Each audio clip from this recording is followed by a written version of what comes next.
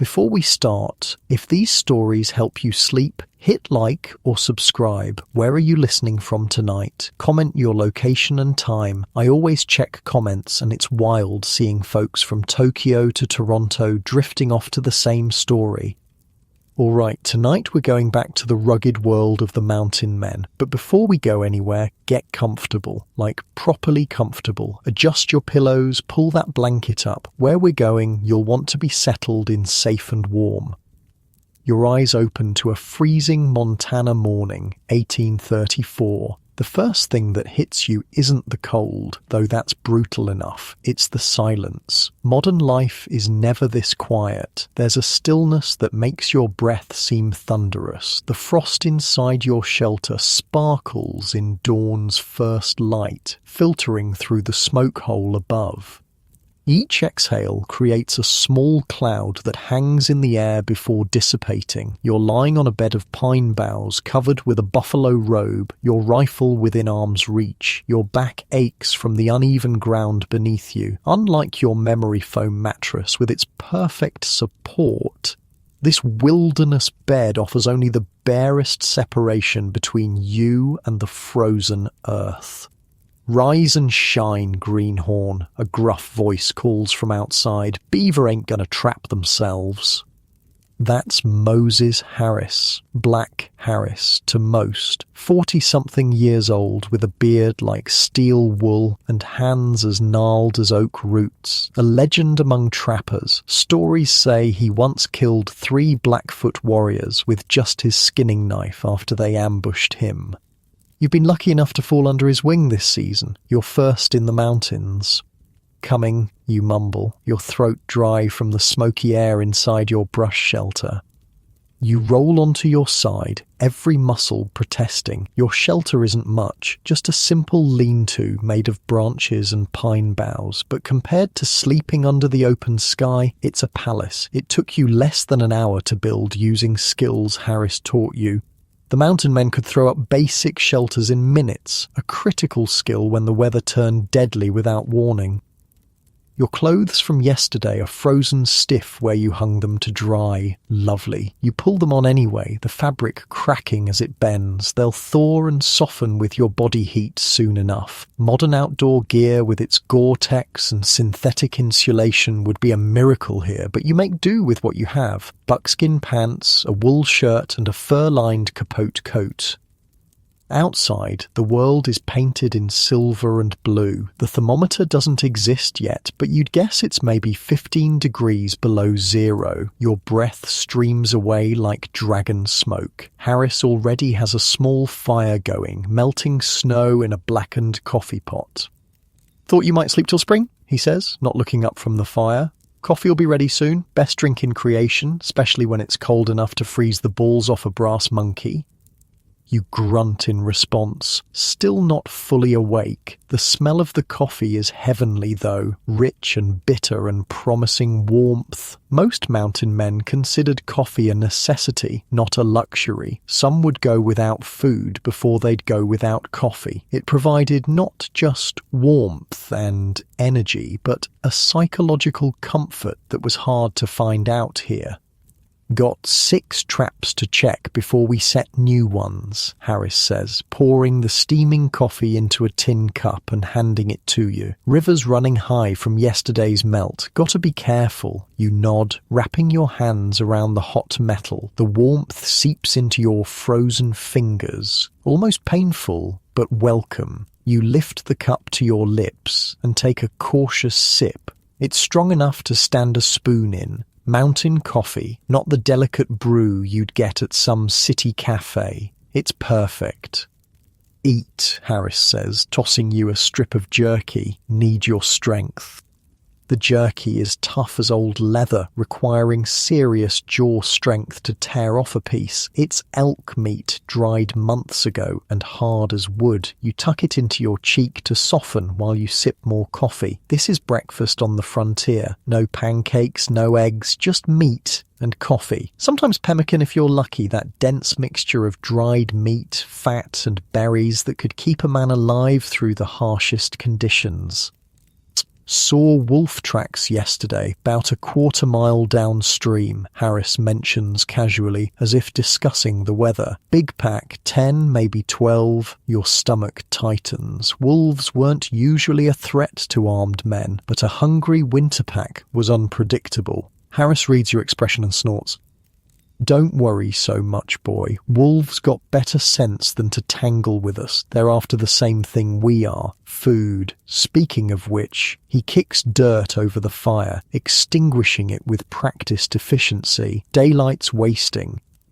The morning air scours your lungs as you follow Harris through the snow. Each step crunches loudly, breaking the pristine silence. Your rifle, a Hawken, the mountain man's weapon of choice, feels reassuringly solid in your hands. The Hawken wasn't just a gun, it was a lifeline. Unlike the Kentucky long rifles most settlers carried, the Hawken was shorter, more durable, and packed a bigger punch, perfect for the mountainous terrain and large game of the Rockies. First rule of trapping, Harris says over his shoulder. Know your beaver. Know where they dam, where they feed, where they enter the water. You've heard this lecture before, but you listen anyway. In the mountains, repetition was how knowledge got hammered into your brain, and that knowledge kept you alive. Beaver's a creature of habit, he continues. They use the same runs, same paths, to and from the water. That's where you set your trap. The river comes into view, a dark ribbon cutting through the white landscape. Parts of it are frozen, but the center flows black and fast. Harris points to a section of bank where a small creek empties into the main river. See there? That fallen birch? Beaver been chewing on it fresh too. Look at the color of the wood. You follow his gaze and notice the pale yellow of freshly exposed wood where the bark has been gnawed away. Impressive that he spotted it from this distance.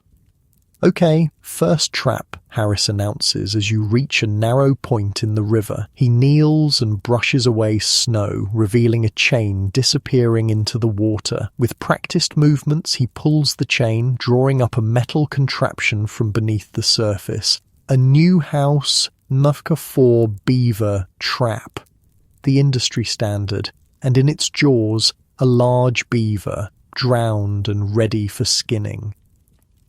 Got one. You can't help but feel excited. Each beaver means money, and money means supplies, ammunition, and eventually, if you're lucky, enough to buy land somewhere. Good placement, Harris nods approvingly. He takes out his skinning knife, a tool as important to a trapper as his rifle.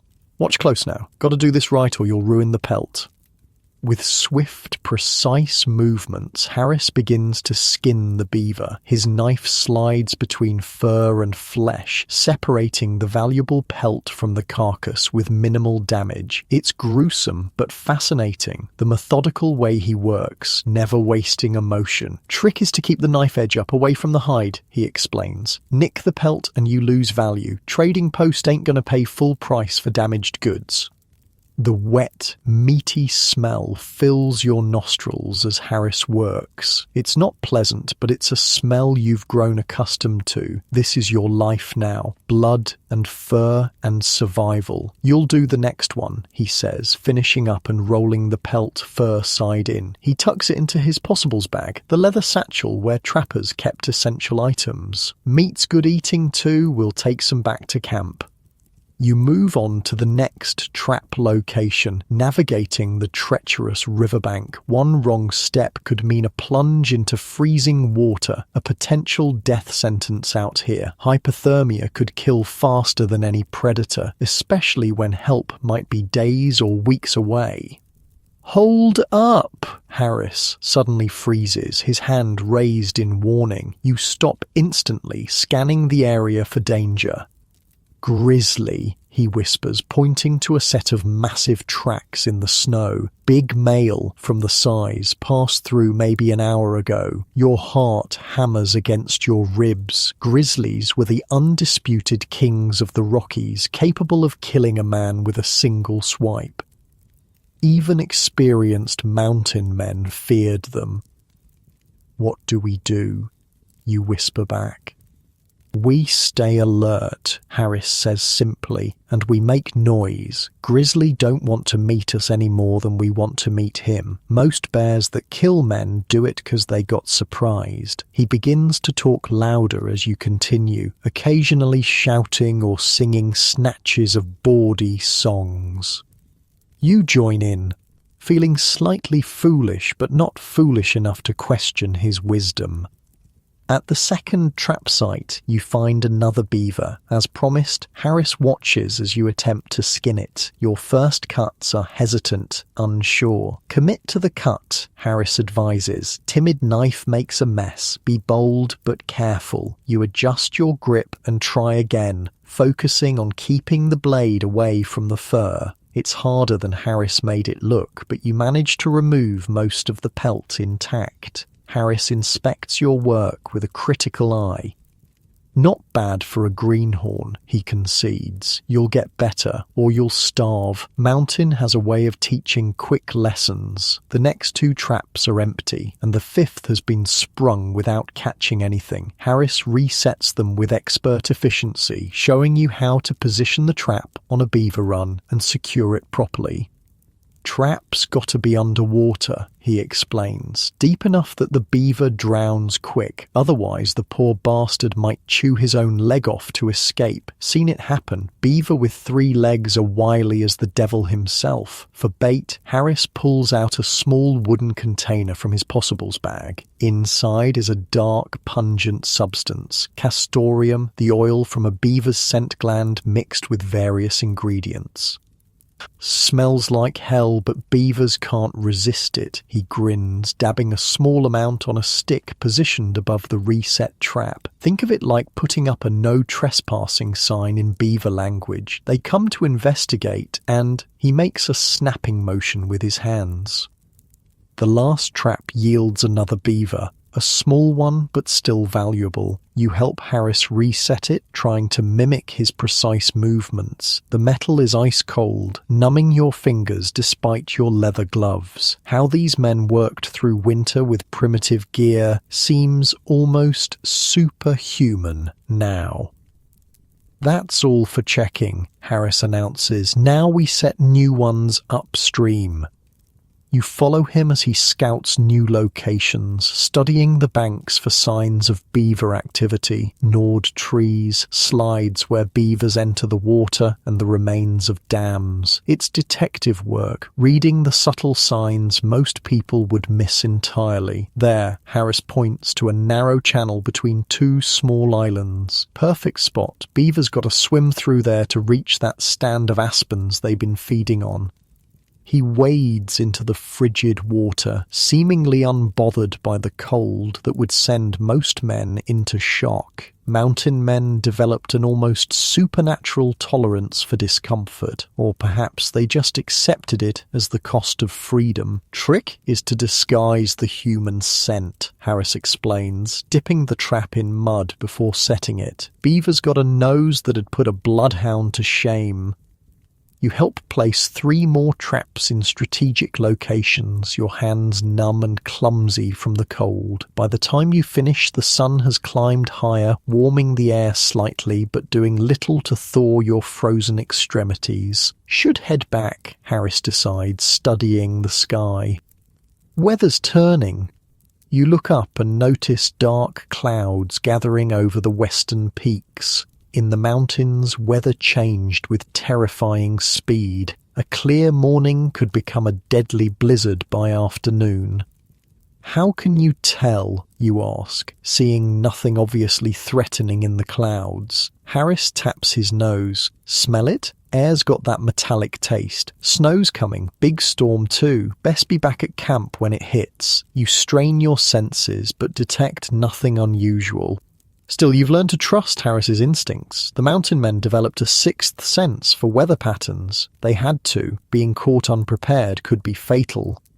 The trek back to camp is more difficult, laden down with beaver pelts and meat. The temperature drops noticeably as clouds roll in, blocking the sun. Your earlier tracks are already partially filled with fresh snow. Pace yourself, Harris advises when he notices you breathing hard. Sweat's your enemy in cold. Get wet, get dead. It's a common saying among mountain men. In sub-zero temperatures, sweat-soaked clothing could freeze, rapidly lowering body temperature. Many an inexperienced trapper had died not from starvation or animal attacks, but from the simple mistake of overexertion, followed by rest in frigid conditions. When we get back, Harris says, I'll show you how to stretch and prepare those pelts. Gotta do it right, or they'll rot.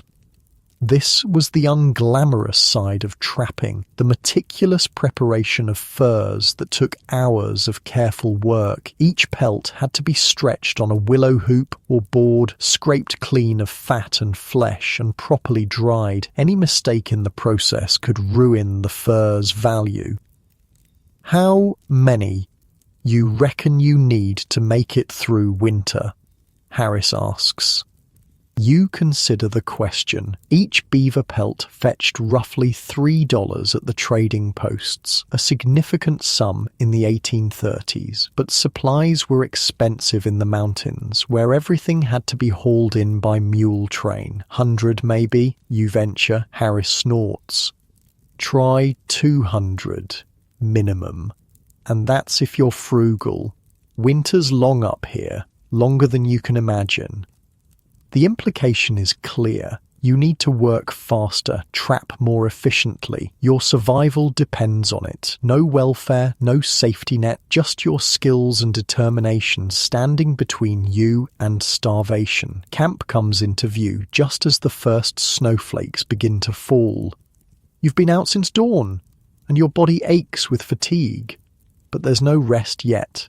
The pelts need attention, firewood needs gathering, and food needs preparing. The work of survival never ends.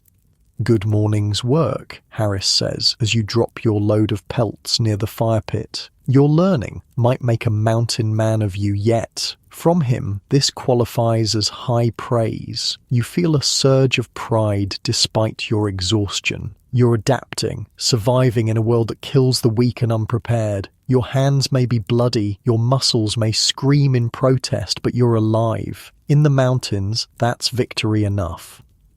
Now, Harris says, pulling out his skinning knife again, let me show you how to turn these green hides into something a man can sell. The snow falls harder as he begins the demonstration, but inside your crude shelter, with fire warming your face and hard-earned pelts at your feet, you feel something unexpected, contentment. This life is brutal and unforgiving, but there's a raw honesty to it that you've never found in civilization. As Harris works, he begins to tell you stories of his years in the mountains, tales of narrow escapes, of great rendezvous where hundreds of trappers gathered to trade and celebrate, of winters so harsh they had to eat their moccasins to survive. 1824, winter came early, he recalls, his knife never stopping its methodical scraping. Got caught up near the Yellowstone with nothing but my rifle and the clothes on my back, snow up to my armpits, no shelter, no food, thought I was done for. You lean in, captivated despite your fatigue. These stories were the oral history of the mountains, passed from veteran to greenhorn, carrying the hard-won wisdom that kept men alive. What happened, you prompt when he falls silent. Harris grins, revealing a gap where two teeth should be. Found a bear den. Bear was hibernating, fat as a priest after Easter. Well, one of us wasn't going to see spring. He shrugs. I'm still here. You can't help but laugh at his matter-of-fact delivery. This is mountain man humour, dark, understated, and laced with the constant awareness of mortality. The snowfall thickens outside, creating a white curtain around your small camp. But you're prepared. Shelter secure, fire burning, food available. Harris has taught you well these past months. Tomorrow will bring more traps to check, more beaver to skin, more challenges to overcome. But tonight, as the wilderness disappears under a blanket of white, you've earned your place in this harsh, beautiful world. Your hands may be stained with blood and your body weary beyond words, but you're becoming something new, a man of the mountains, tested by nature and found worthy. The soft hiss of snow falling on the fire creates a gentle rhythm as Harris continues his story. Unlike your modern bedroom with its artificial silence, this wilderness night is alive with subtle sounds. The crackle of flames, the whisper of wind, the occasional crack of a branch surrendering to the weight of snow. You feel your eyelids growing heavy, but you fight to stay awake, to absorb every scrap of knowledge Harris offers. In this world, such knowledge isn't academic. It's survival. Every skill learned, every story heard might someday be the difference between life and death.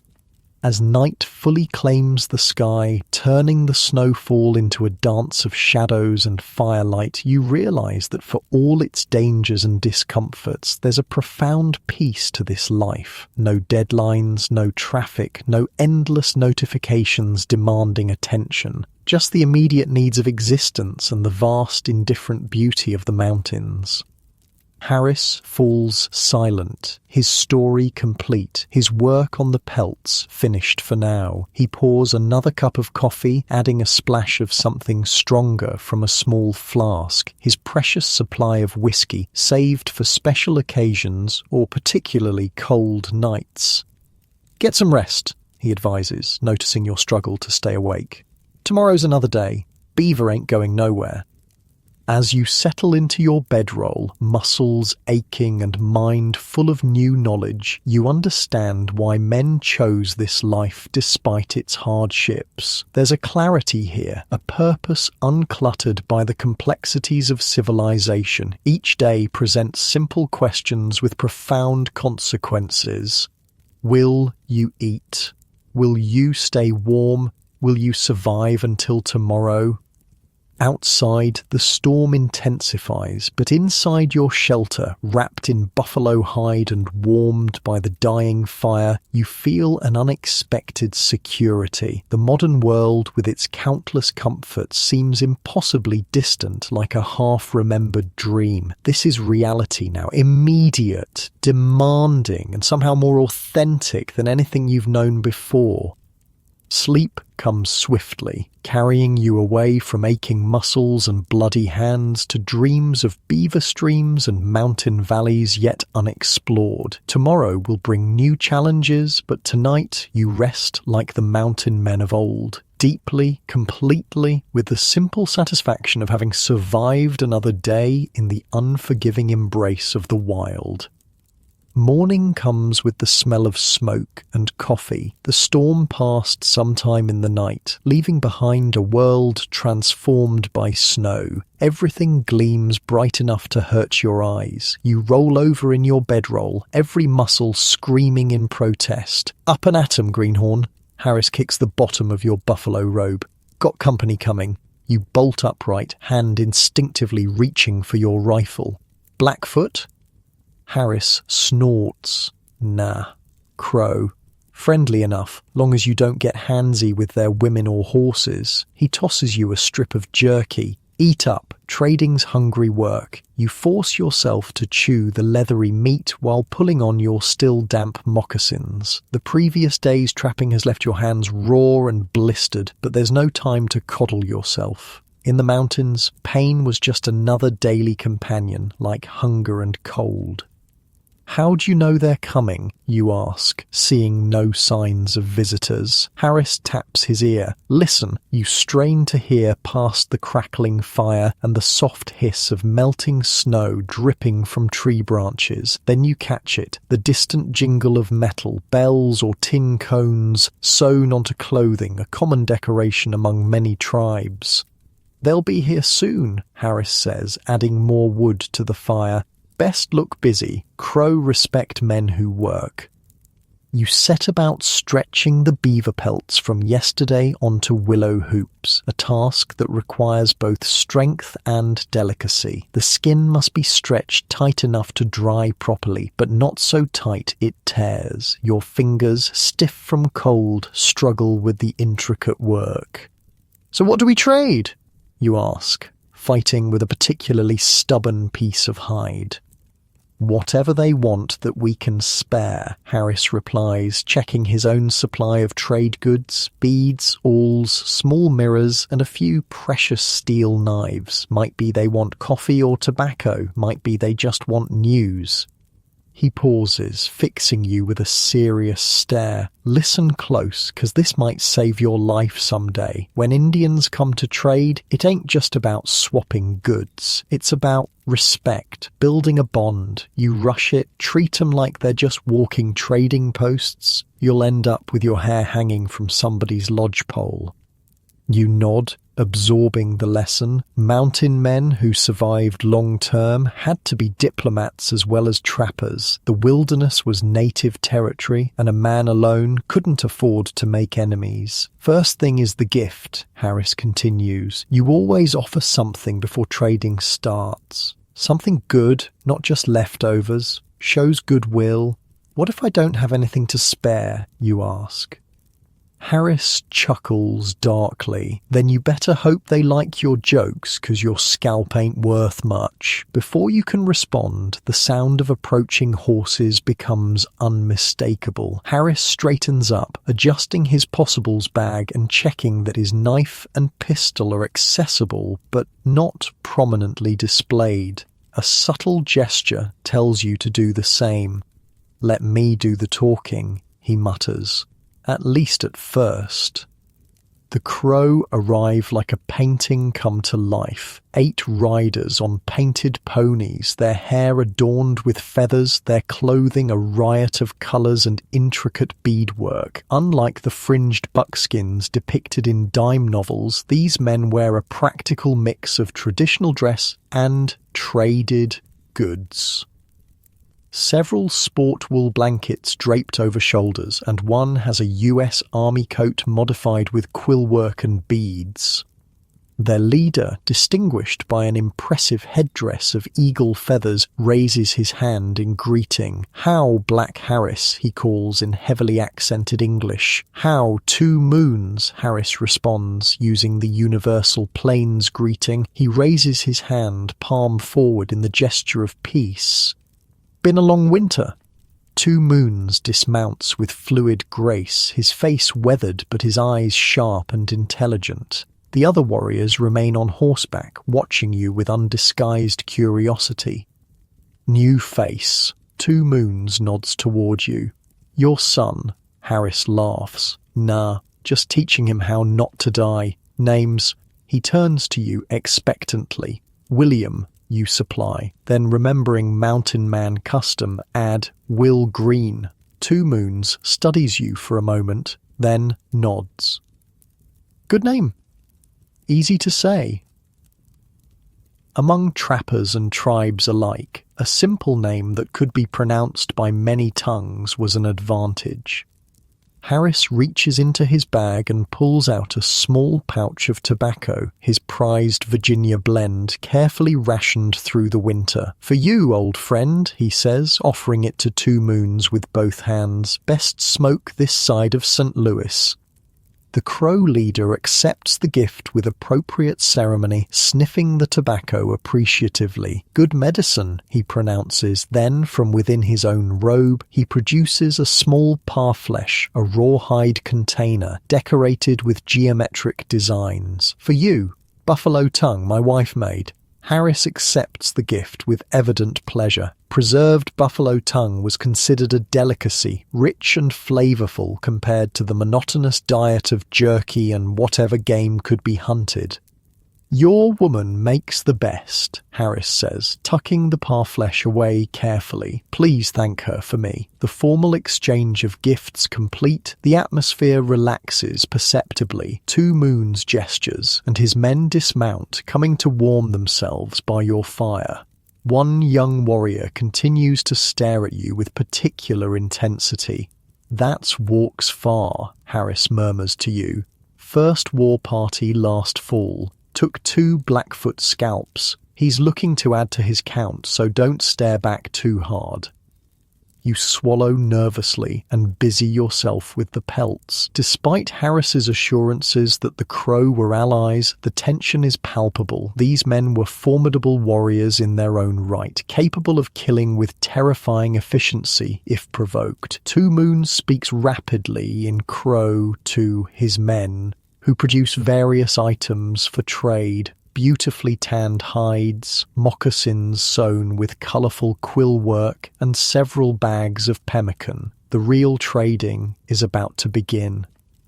"Watch and learn," Harris advises. "Trading's got its own language." What follows is a masterclass in frontier diplomacy. Harris never shows too much interest in any item, no matter how valuable. He examines each offering casually, making non-committal noises. Two Moons does the same with Harris's trade goods. Both men know exactly what they want, but the protocol must be observed. "This knife," Two Moons finally says, picking up one of Harris's steel blades. "Good metal?" "Best Sheffield steel," Harris confirms. "Hold an edge better than any other." The Crow leader tests the blade with his thumb, nodding appreciatively. "What you want for this?" Harris shrugs. "That buffalo robe looks warm." Two Moons laughs. "This robe worth 3 knives. Very fine work, my youngest wife."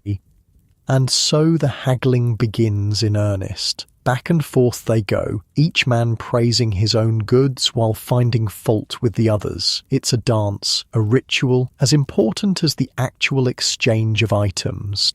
You watch, fascinated, as Harris trades 3 steel needles for a pair of beautifully beaded moccasins, then a small mirror for a substantial bag of pemmican. Each transaction is punctuated by stories, jokes, and subtle compliments. Never is the trading rushed. Each item receives its due consideration. "Your turn," Harris suddenly says, nudging you forward. Two Moons wants to see what you've got.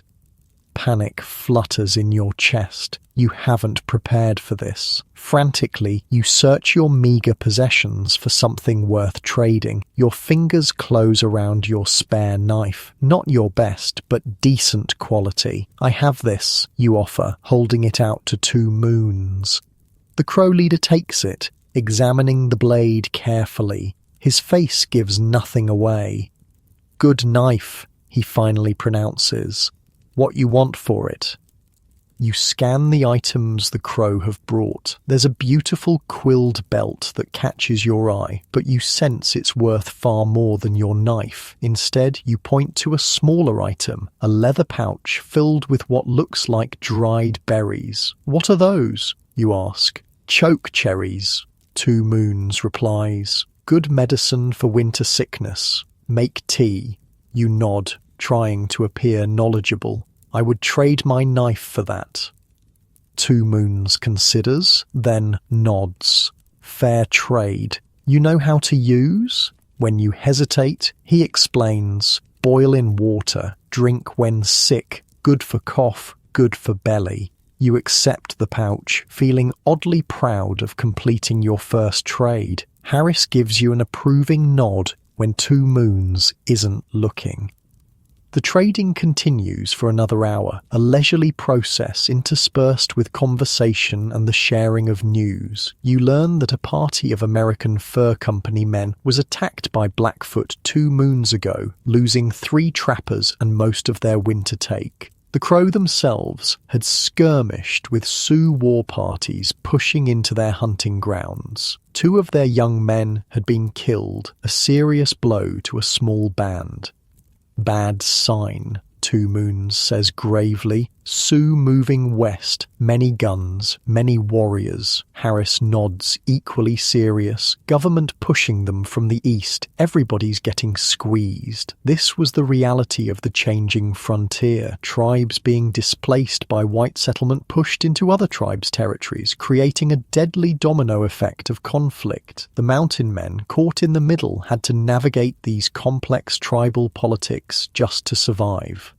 You hunt beaver, Two Moons asks, eyeing your stretched pelts. Some, Harris replies cautiously. Beaver trapping was a sensitive subject with many tribes who increasingly recognized that the mountain men were depleting a valuable resource. Two Moons makes a sweeping gesture toward the mountains. Our hunting grounds, many beaver. You trap, you trade with us, yes? No take to fort.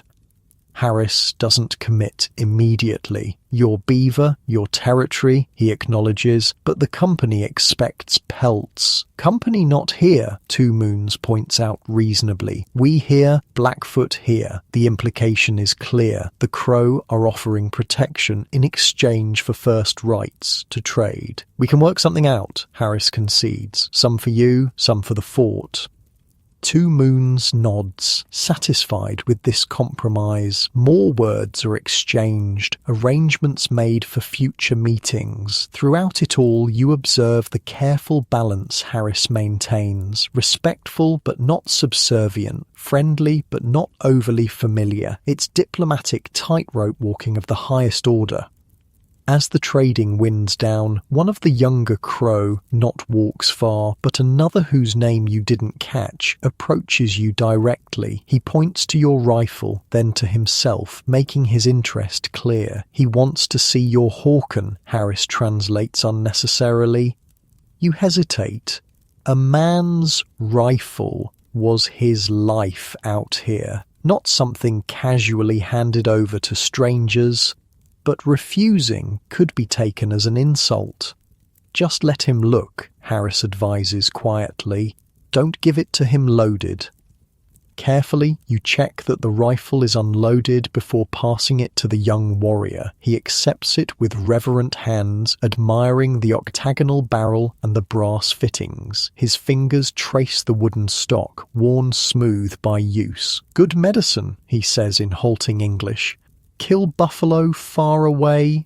You nod. Yes, good for buffalo, good for elk. The warrior raises the rifle to his shoulder, sighting along the barrel toward a distant tree. His form is perfect, clearly familiar with firearms. After a moment, he hands it back to you with obvious reluctance. Someday I get rifle like this, he says. Trade many horses. You nod, understanding his desire. For the Plains tribes, adopting firearms wasn't just about having better weapons. It was about survival in a changing world. Those without guns were increasingly at the mercy of those who had them. Two Moons gives a command, and his men begin mounting up. The trading is over. As a final gesture, the Crow leader approaches you directly. You trap with Black Harris, you learn good, he says. But remember, mountains have many eyes. Blackfoot not like beaver trappers. They kill quick. He draws a finger across his throat to emphasize the point. You see strange tracks. You come to our village. He points east. 3 days' ride. Yellow clay cliffs. We help. Thank you, you reply, genuinely moved by the offer of protection. Two Moons nods, then turns to Harris. Snow melting soon. Big water coming. Be careful at river crossing. With that warning delivered, he mounts his horse with fluid grace. The Crow band departs as they arrived in a jingle of metal ornaments and a flash of colourful blankets against the snow. Within minutes, they've disappeared into the trees. Well, Harris says, settling back by the fire, that was educational. They seemed friendlier than I expected, you admit. Harris snorts. Course they were. We're on their good side. You should see 'em when they're not feeling so charitable. He taps his chest where a barely visible scar peeks above his shirt collar. Got this from a crow arrow about 10 years back, misunderstanding about some horses. You swallow hard. But you said they were allies. They are. Now. Harris shrugs. Out here, alliances shift like river sand. Today's friend might be tomorrow's enemy, depending on who's got what and who's threatening whom. He pokes at the fire thoughtfully. 2 Moons is solid, though. Man of his word. If he says we can trap his territory and trade with his band, he'll stick to it. You digest this information, understanding better now the complex web of relationships that kept a mountain man alive. It wasn't just about skills and courage, it was about knowing who to trust, when to trade, and how to navigate the human terrain of the frontier. What he said about the Blackfoot, you begin. Wasn't exaggerating, Harris finishes grimly. They hate trappers worse than poison, blame us for bringing disease, for taking beaver, for trading with their enemies. He spits into the fire. Can't really fault their logic. We have brought all those things. This was the moral ambiguity of frontier life laid bare. The mountain men were invaders in a sense, disrupting economies and ecologies that had existed for centuries, yet they saw themselves as free men, pursuing the right to make their way in an open wilderness. So, what do we do if we encounter Blackfoot, you ask? Pray they don't see us first, Harris says bluntly. If they do, and there's just a few, might be we can talk our way out. I speak enough of their tongue to be polite. If there's many, he shrugs. We run, hide, or fight. Not many other options. The casual way he discusses potential death sends a chill through you that has nothing to do with the mountain air. This was the reality behind the romantic myths, constant vigilance, knowing that each day might be your last. Those moccasins I traded for, Harris says, changing the subject. They're for you. Your boots are falling apart and badly made footwear will kill you faster than most anything else out here. You accept the gift with genuine gratitude. The moccasins are beautiful, lined with rabbit fur and beaded with blue and white designs. More importantly, they're sturdy and waterproof, functional art that could save your toes from frostbite. Thank you, you say, immediately removing your worn leather boots to try them on. Don't thank me, Harris grunts. Thank 2 Moons next time. I traded those needles specific for those moccasins. Saw you limping yesterday. The moccasins fit perfectly, as if made for your feet. The comfort compared to your old boots is immediate and dramatic. How'd they know my size? You wonder aloud. Harris chuckles. They didn't. Crow women make 'em one size, big. You stuff 'em with grass or rabbit fur till they fit just right. He tosses you a handful of dried grass. Here, padding for the toes. You stuff the grass into the toes of the moccasins, marveling at the simple ingenuity of the design. They conform to your feet, providing support without restriction. No wonder mountain men often adopted native footwear over European styles. Trading ain't just about goods, Harris says, watching you adjust your new footwear. It's about survival. Man alone out here trying to make everything himself. He's dead inside a season. Gotta have partners, allies. He gestures to your feet. Those moccasins might save your life when we cross the high passes, worth more than their weight in beaver pelts.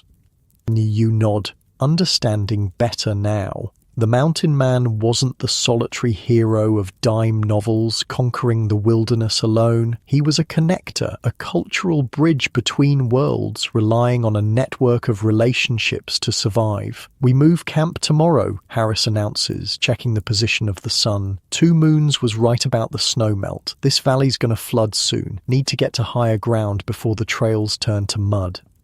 You look around at the camp you've grown accustomed to, the lean-to shelters, the established fire pit, the familiar landmarks. The prospect of moving, of starting again somewhere new, fills you with both excitement and apprehension. Where to, you ask? Harris points west toward a notch between two snow-capped peaks. There's a high valley about 2 days' travel. Good beaver, good hunting, and easier to defend if trouble comes calling. He eyes the sky thoughtfully. Weather looks fair. We'll pack tonight. Head out at first light. You nod, already mentally inventorying your meager possessions. In the mountains, a man travelled light or not at all. Everything had to earn its keep, justify the effort of carrying it over difficult terrain. "Oh, those crow," you say after a moment's reflection. "They're not what I expected." Harris raises an eyebrow. "How so?" "They seemed practical, smart, not like the savages in the stories." Harris spits disgustedly. "Those stories are horseshit, written by men who never set foot west of the Mississippi. Indians ain't savages, and they ain't noble mystics either. They're people, some good, some bad, most just trying to survive, same as us." He fixes you with a hard stare. "Remember that. Might save your life someday." You nod, chastened by the rebuke, but appreciating the wisdom behind it. The frontier was teaching you to see clearly, to shed preconceptions that could prove fatal in this unforgiving land. As you begin packing for tomorrow's journey, you reflect on how much you've already learned, not just about trapping and trading, but about the complex human geography of the mountains. The wilderness demanded not only physical endurance, but also a kind of social intelligence, knowing who to trust, how to communicate across cultural divides, when to stand firm and when to compromise. These were the true skills of the mountain man, as essential to survival as fire-making or marksmanship, and like those more tangible abilities, they could only be acquired through experience, through trial and error in a landscape where errors were rarely forgiven. Night falls as you finish your preparations, transforming the snow-covered valley into a silver landscape under a rising moon. Tomorrow will bring new challenges, new territories to navigate. But tonight, with your belly full of traded pemmican and your feet warm in crow moccasins, you feel a growing confidence in your ability to face whatever the mountains might throw at you. Harris, seasoned by decades in the wilderness, catches your expression and offers a rare smile. "Your learning, Greenhorn," he says, "might make a mountain man of you yet. Coming from him, it's the highest praise imaginable. You sleep soundly that night, dreaming not of civilization's comforts, but of high valleys and beaver streams, of successful trades and new allies in a vast wild land that's slowly becoming home."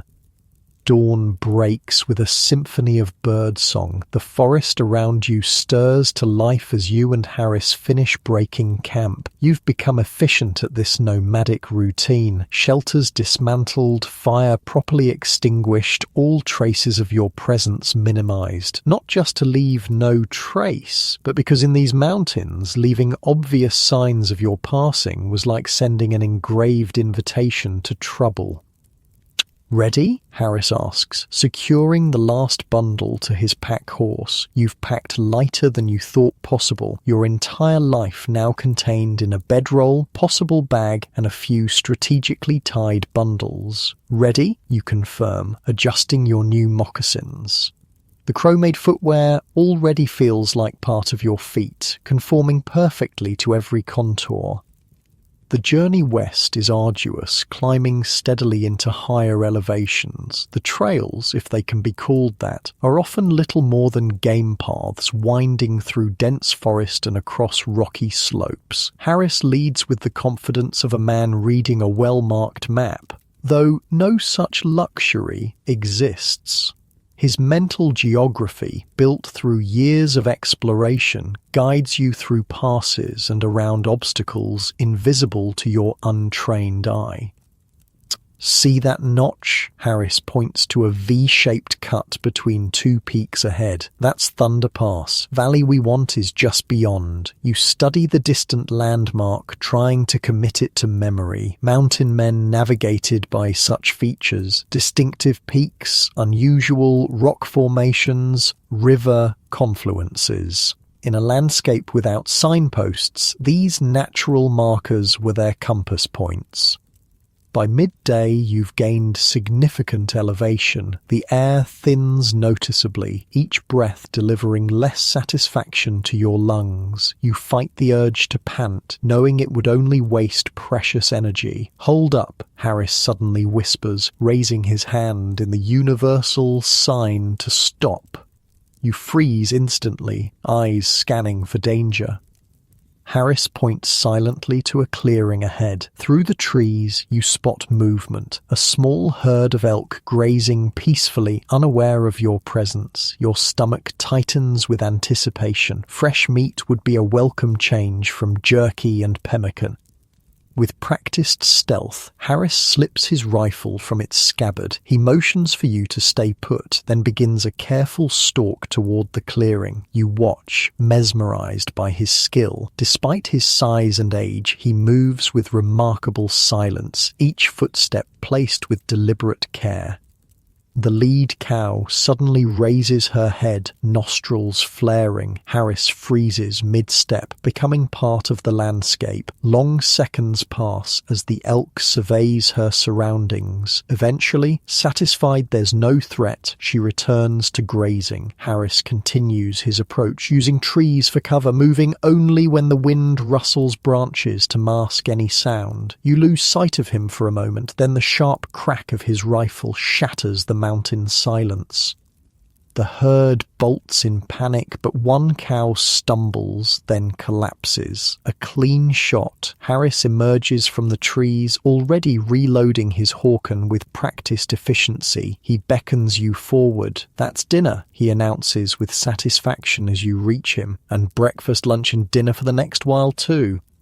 The elk lies still, a small entry wound visible behind her shoulder. A perfect heart shot, clean, quick, humane. You've seen Harris pass up shots he wasn't confident in, explaining that wounding an animal that escapes to die slowly was both cruel and wasteful. "Better get to work before the scavengers show up," Harris says, unsheathing his hunting knife. "I'll show you how to break her down proper."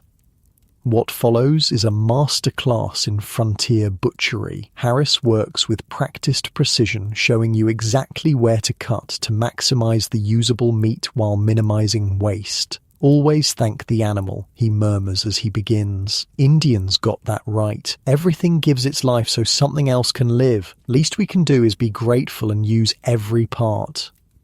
You watch carefully as he demonstrates how to skin the elk without puncturing the hide, a valuable resource in itself. The hide would become clothing, containers, or trade goods. Nothing would be wasted. "Now you try," Harris says, handing you his knife and guiding your hands to the proper position. Firm pressure, but gentle. Follow the natural seams between muscle groups. Your first cuts are clumsy, but Harris corrects you patiently. "Not so deep there, that's it. Now angle the blade this way to follow the bone." The work is bloody and exhausting, but oddly satisfying. This is sustenance in its most direct form. No middleman, no processing plants, just you and the animal and the knife. By the time you finish, your arms ache and your clothes are stained, but a substantial pile of meat lies ready for processing.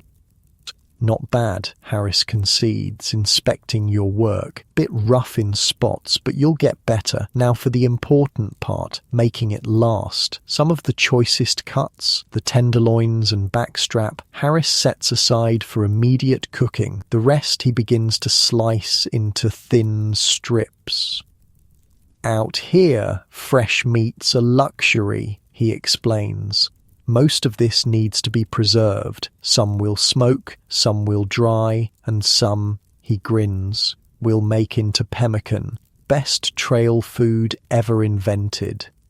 As you help slice the meat, Harris explains the process. Pemmican's simple, but takes work. Dry the meat till it's brittle, pound it to powder, mix with rendered fat and berries if you've got 'em. Done right, it'll keep for years. He instructs you to gather wood for a smoking rack, while he continues processing. By the time you return with an armload of green branches, he's constructed a simple frame over which the meat strips will be draped.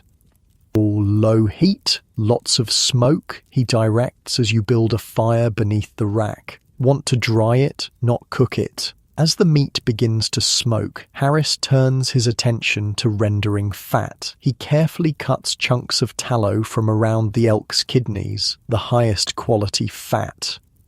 "This here's the gold," he explains, placing the fat in your camp kettle. Cleanest fat on the animal. Melts down smooth, no gamey taste. The process is time-consuming but methodical. While the meat smokes, the fat renders slowly over a separate small fire, transforming from solid chunks to clear liquid gold. Harris occasionally skims impurities from the surface with a wooden spoon. "My first winter in the mountains," Harris reminisces as he works. "I damn near starved because I didn't know how to preserve meat proper. Shot a deer, ate what I could, rest spoiled before I knew it. Learned quick after that." The afternoon stretches into evening as the preservation work continues. Harris rotates the meat strips occasionally, ensuring even drying. The smell is intoxicating, smoky, savory, primal. "Company coming," Harris suddenly announces, though you've heard nothing. Moments later, you detect the distant sound of horses approaching. Your hand moves instinctively toward your rifle. "Easy," Harris cautions. "That'll be Jackson's bunch. They trap the next valley over." Sure enough, 3 riders soon appear on the trail below. They approach openly, hands visible, the frontier etiquette that distinguished friend from foe. As they draw closer, Harris raises a hand in greeting. "'Bout time you showed up," he calls. "Thought the Blackfoot might have got you?" The lead rider, a weathered man perhaps older than Harris, laughs. "Takes more than Blackfoot to put old Caleb Jackson under. Smelled your smoke from a mile off, figured it was either you or a forest fire."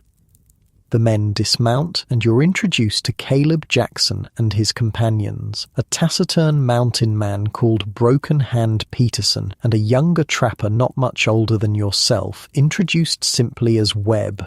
"My new shadow," Harris says, nodding toward you. "Teaching him the ropes." Jackson surveys you with calculating eyes. "Hope he's a quick study. Mountains don't suffer slow learners." "He'll do," Harris says, and the simple affirmation fills you with unexpected pride.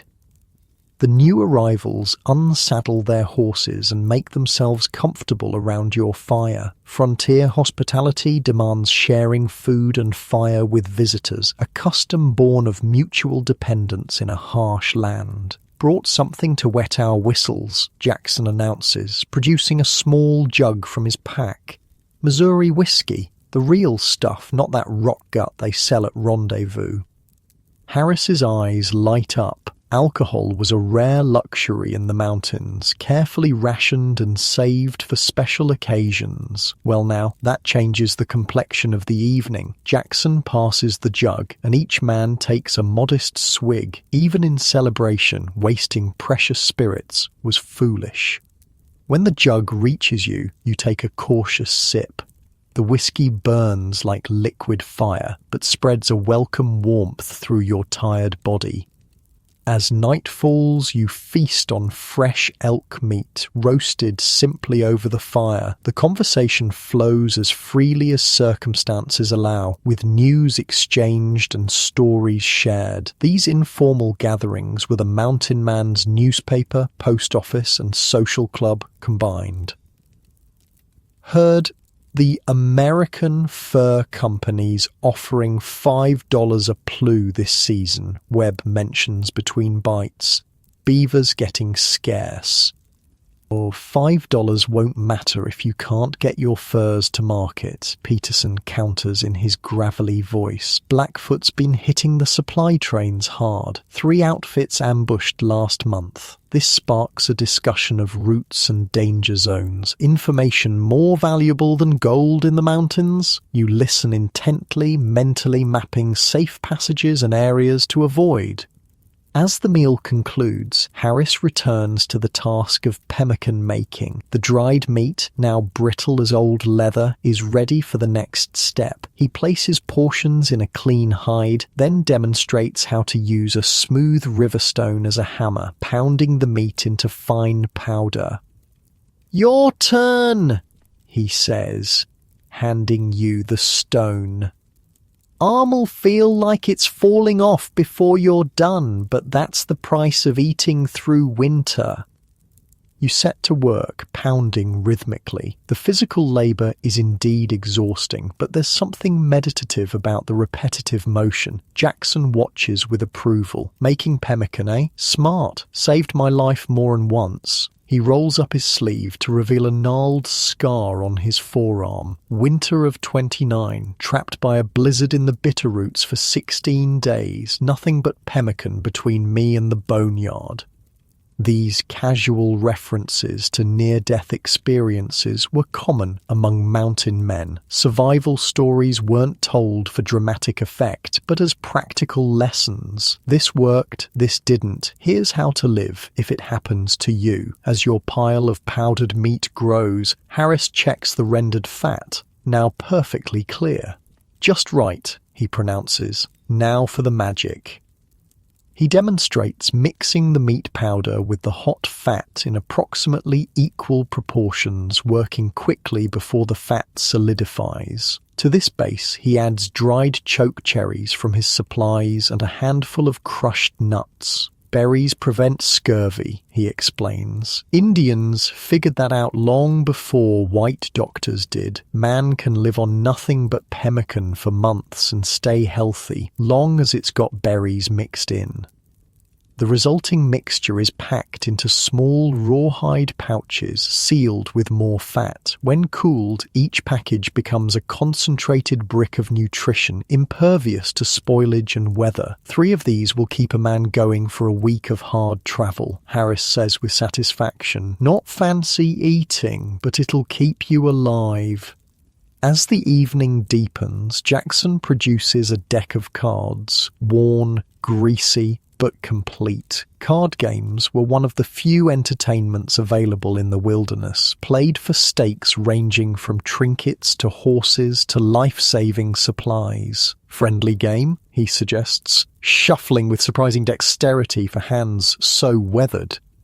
Soon, a poker game is underway, played by firelight with stakes of coffee beans substituting for money. You join in, though your meager possessions limit your betting. The conversation continues over cards, turning to plans for the upcoming rendezvous. "Heard it's at Green River this year," Webb says, studying his cards. "Companies bringing 60-pack mules of trade goods."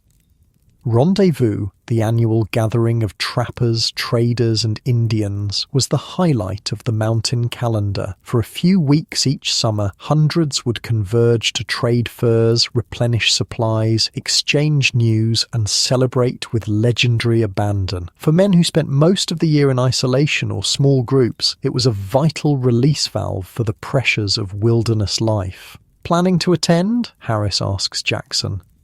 "Wouldn't miss it," the older trapper replies. "Got 3 years' worth of beaver to trade. Might even head back to St. Louis after, getting too old for winter in the mountains." This was a common refrain among aging mountain men. The physical toll of the lifestyle eventually forced most to seek easier circumstances, though many struggled to readjust to civilization after years in the wild. As the card game winds down, Peterson, who has spoken little all evening, suddenly addresses you directly. "Saw you working that elk. Not bad technique for a greenhorn. Coming from the taciturn trapper, this constitutes high praise." You thank him awkwardly. "Oh, still cutting too deep though," he continues. "Wastes meat and dulls your knife. Here." He pulls his own hunting knife and demonstrates a more efficient technique on a piece of scrap hide. Blade almost parallel to the surface. Let the edge do the work. Save your strength for when you need it. This casual sharing of knowledge was how wilderness skills passed from veteran to novice. No formal instruction, just observation, correction, and practice under the critical eyes of those who had survived long enough to become experts. As the night grows late, the conversation turns to the spiritual side of mountain life. Webb, the youngest of Jackson's group, recounts a strange experience during his first solo hunt.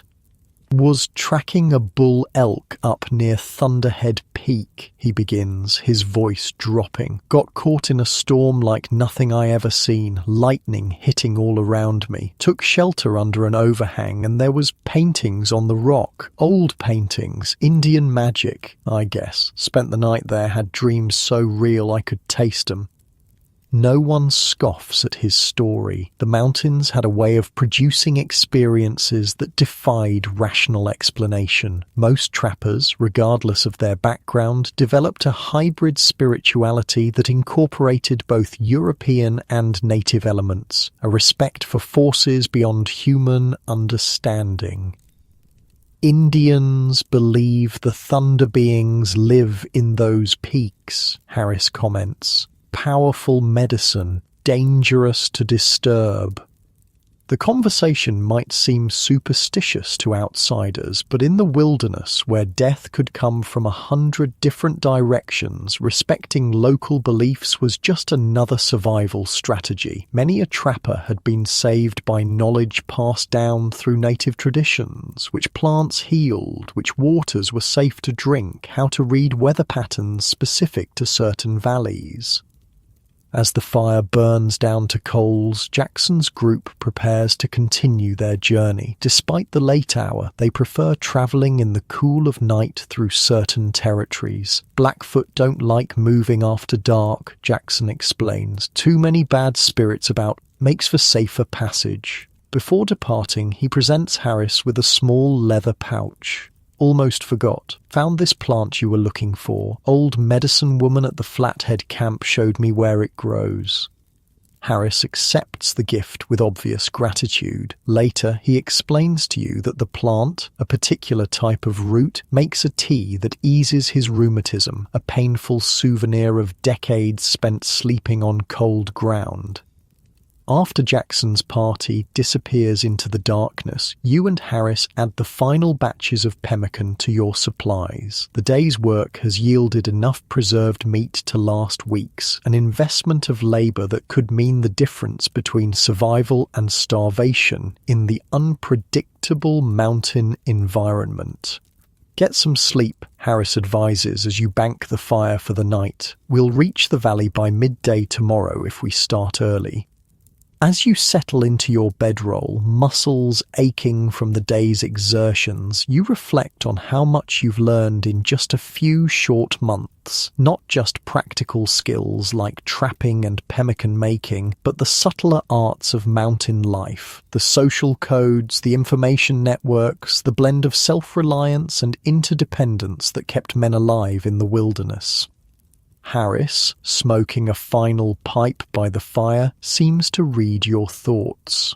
Learning fast, he comments. Almost didn't cut yourself skinning that elk. You smile at the backhanded compliment. Still have all my fingers. For now, he agrees. Mountains'll take their pound of flesh eventually. Always do. There's no bitterness in his statement, just the pragmatic acceptance that characterized the mountain man's worldview.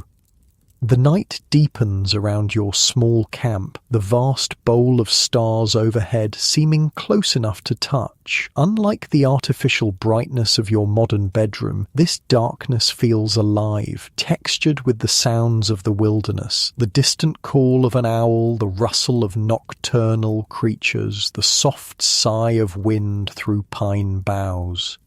Tomorrow will bring new challenges, but tonight, wrapped in buffalo robe with a full stomach and new knowledge, you feel a deepening connection to this harsh but beautiful world. The mountains are not conquered. No man could claim such a thing, but perhaps with time and respect and the right teachers, they might allow you to remain a while longer in their magnificent indifference.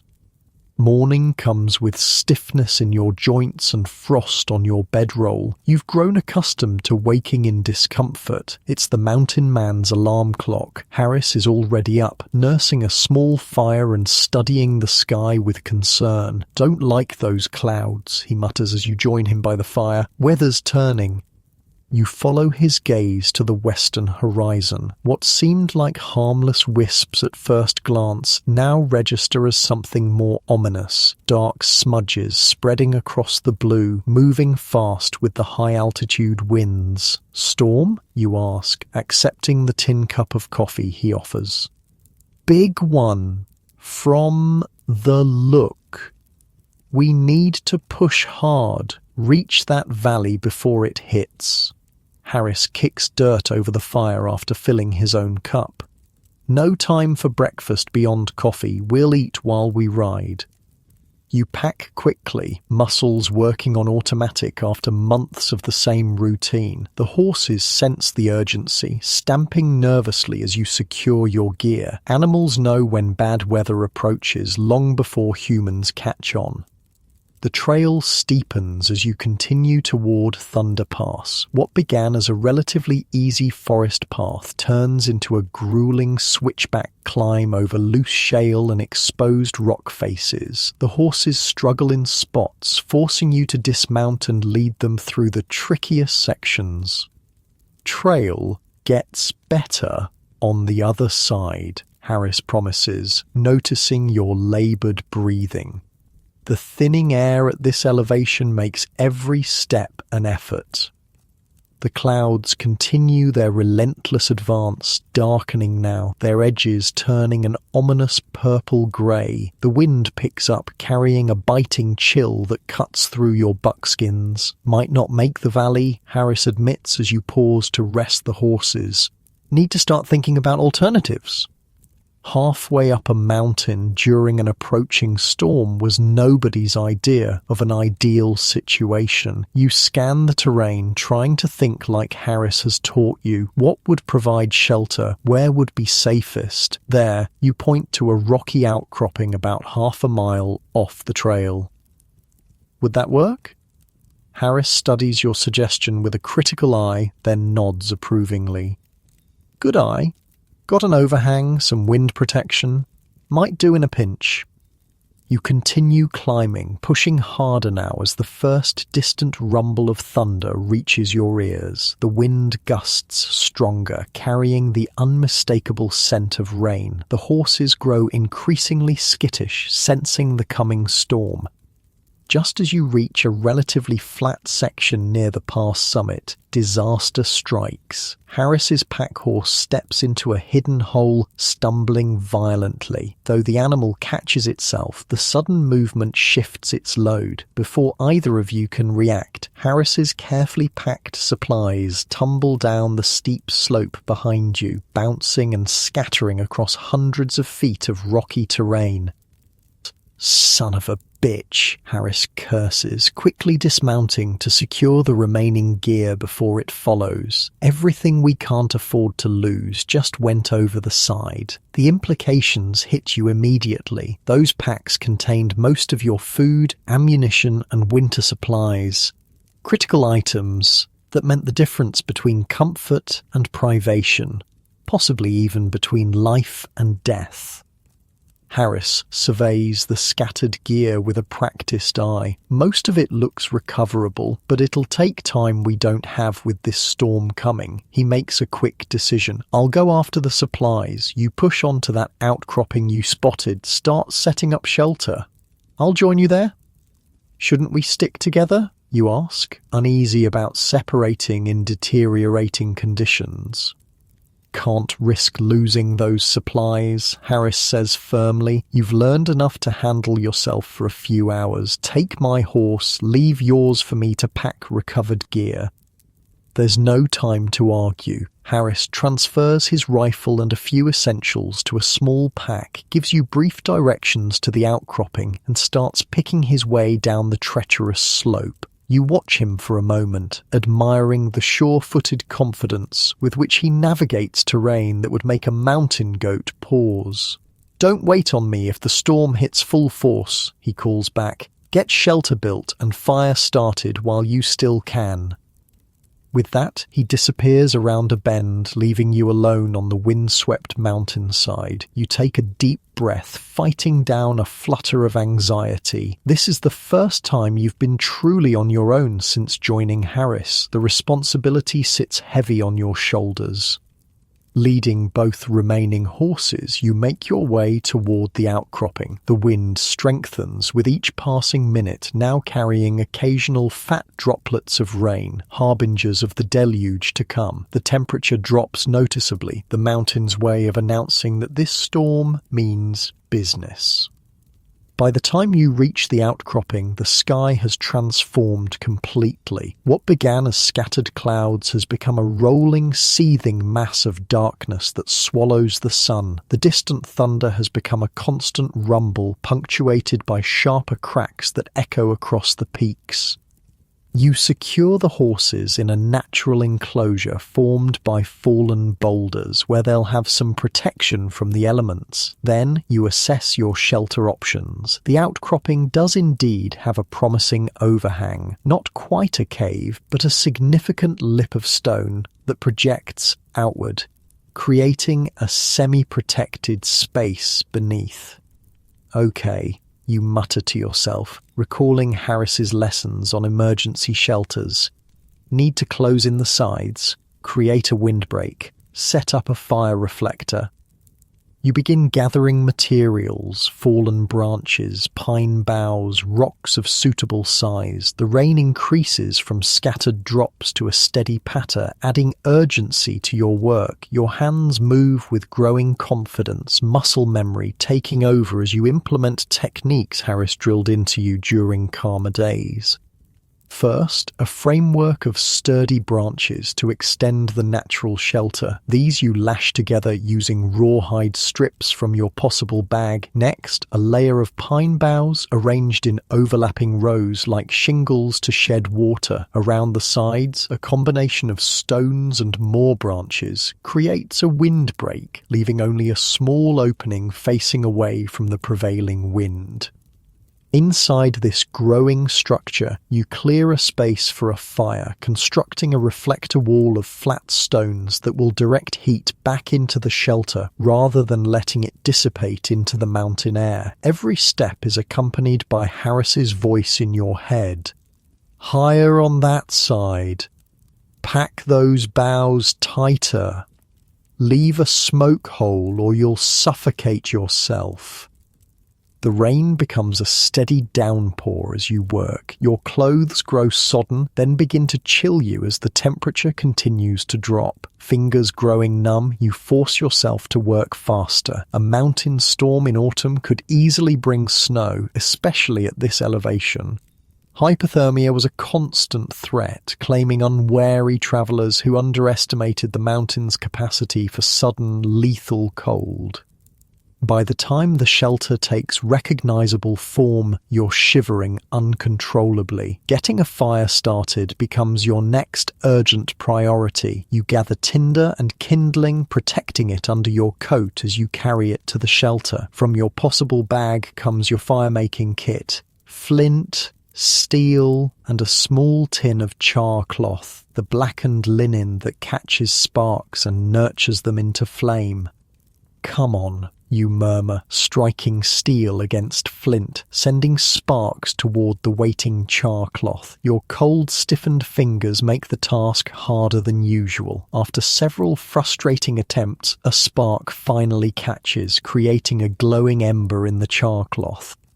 You nurture this tiny spark with the reverence of a priest tending a sacred flame, carefully transferring it to a waiting nest of dry grass and shredded bark. Gentle breath, not too strong, not too weak, coaxes the ember into a small flame. You feed it carefully, gradually adding larger pieces of kindling until a proper fire blazes in your stone fireplace. The shelter transforms with the fire's birth. What was a damp, uninviting space becomes a haven of warmth and light. You hang your soaked outer garments near the flames to dry, keeping on enough layers to maintain modesty, but allowing your body to benefit from the fire's heat. Outside, the storm unleashes its full fury. Rain turns to sleet, then to driving snow that hisses as it hits the ground. Wind howls through the mountain pass, testing your shelter's construction. You make ongoing adjustments, adding reinforcement here, improving drainage there, as you identify weaknesses. 2 hours pass with no sign of Harris. Concern grows in your gut, though you try to suppress it. He's the most capable woodsman you've ever met, certainly able to handle himself in a storm. Still, accidents happen even to the most experienced. You venture out briefly to check on the horses, finding them huddled together in their stone enclosure, rumps to the wind in the instinctive posture of plains animals weathering a storm. You throw your spare blanket over them for additional protection, then hurry back to your shelter, the brief exposure to the elements renewing your shivering. Back by the fire, you take stock of your supplies. Harris's saddlebags contained some basic provisions: jerky, coffee, a small pouch of pemmican, enough to sustain you for a few days if necessary. You have ammunition for your rifle, basic medical supplies, and fire-making materials. Not comfortable, but survivable. The day darkens toward evening, with still no sign of Harris. The storm shows no indication of abating. If anything, it intensifies as night approaches. Mountain storms could last hours or days. There was no predicting their duration. "Okay," you say aloud, needing to hear a human voice, even if only your own. "If he's not back by morning, I'll need to go looking." You add more wood to the fire, creating a stockpile within easy reach for the night. Sleep would be fitful at best, requiring regular waking to maintain the flames. Cold and exposure killed more mountain men than Indians or grizzlies combined, a fact Harris had impressed upon you early in your training. As darkness falls completely, transforming your shelter into a small island of firelight in an ocean of howling blackness, your thoughts turn to Harris. Where was he? Had he recovered the supplies, found shelter of his own, or had the mountain claimed another victim, adding his name to the long list of those who ventured into the wilderness never to return? You shake off such morbid speculation. Harris was too skilled, too stubborn to succumb easily. More likely he'd found shelter lower down the slope, perhaps in the forest where tree cover would provide natural protection. The night deepens. You maintain the fire, dozing in short bursts between tending the flames. The storm continues its assault, rattling your shelter and driving snow through even the smallest gaps in your construction. You make ongoing improvements, learning through trial what works and what doesn't. This practical education, gained through direct experience rather than instruction, was the mountain man's true schooling. Sometime in the night's darkest hours, over the wind's howl, you detect a new sound, a shout, human and nearby. You scramble to the shelter's entrance, peering into the storm-lashed darkness. "Harris?" you call, voice nearly lost in the wind. "Here," comes the faint reply. Following the sound, you spot a figure struggling up the slope toward your shelter, bent against the wind's force. You rush out, fighting the gale to reach him. It's indeed Harris, snow-covered and exhausted but alive. Together you stagger back to the shelter, where the fire's warmth provides immediate blessed relief. Thought you might be dead, you admit, helping him remove his frozen outer garments.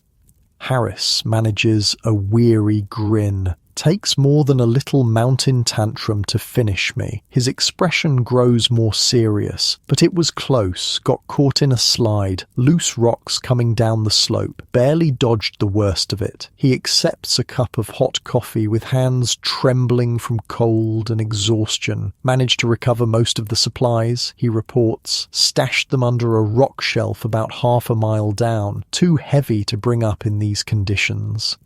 "We can get them after the storm," you assure him, secretly relieved that his delay hadn't been due to injury or worse. Harris surveys your shelter with an appraising eye. "Not bad work," he concedes. "Wouldn't have expected better from men with years in the mountains." Coming from him, this is high praise indeed. You feel a surge of pride that warms you more effectively than the fire.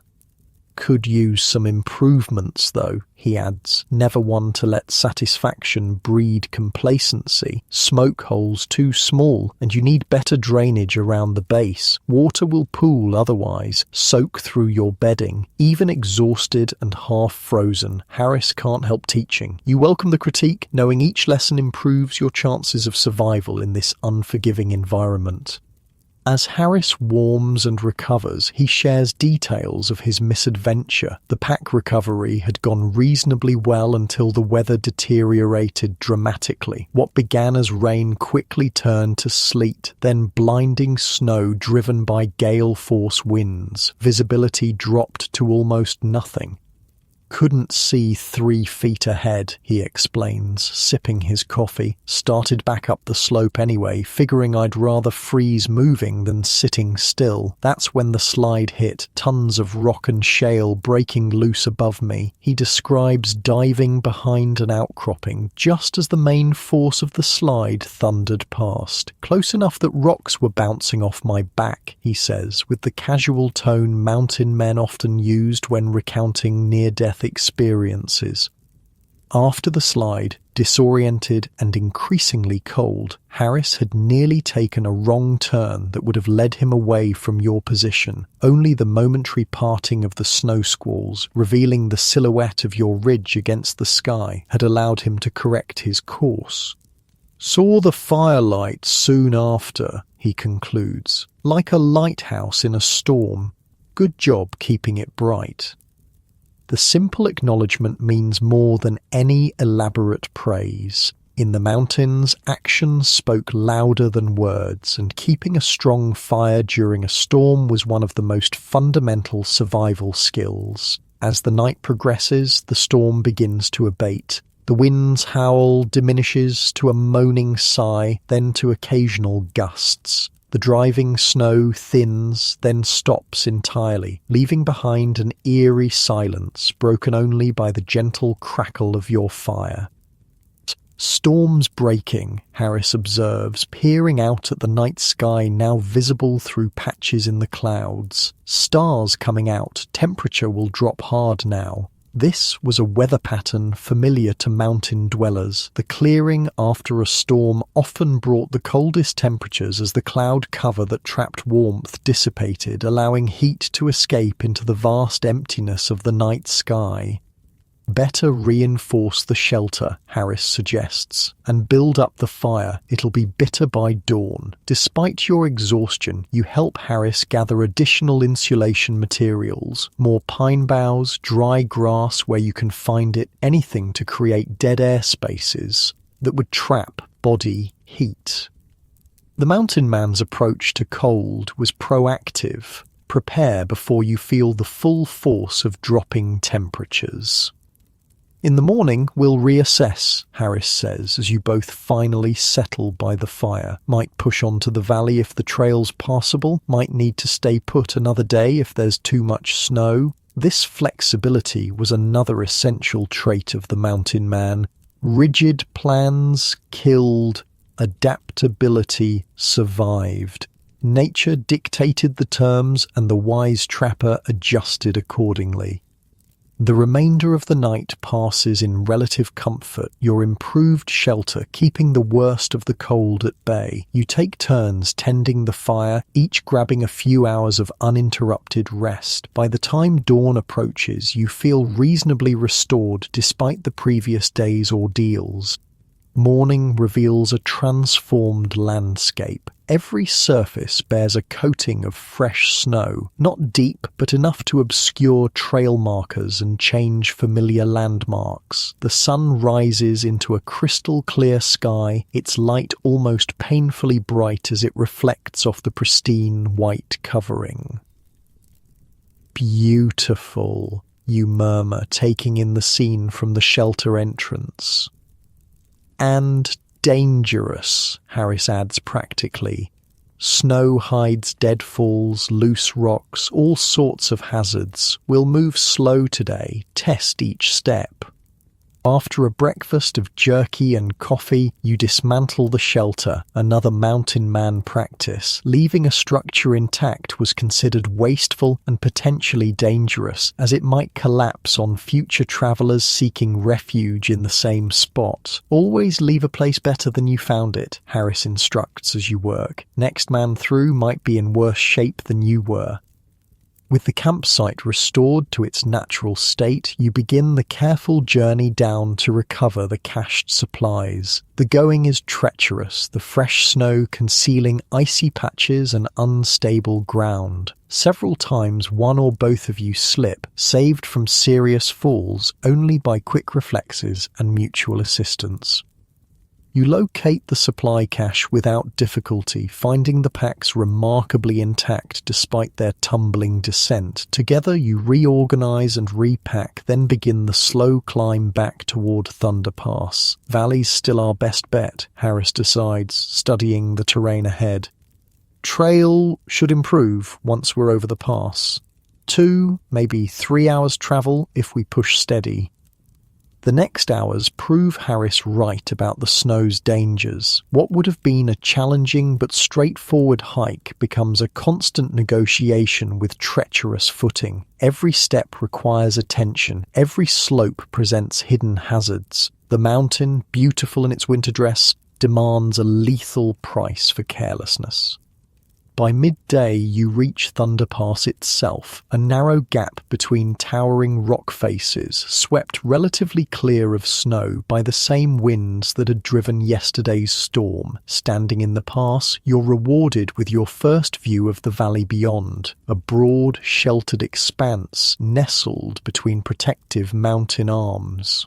Home for the winter, Harris announces, gesturing toward the distant valley floor. Good water, good hunting, natural shelter. Many a trapper's wintered there over the years.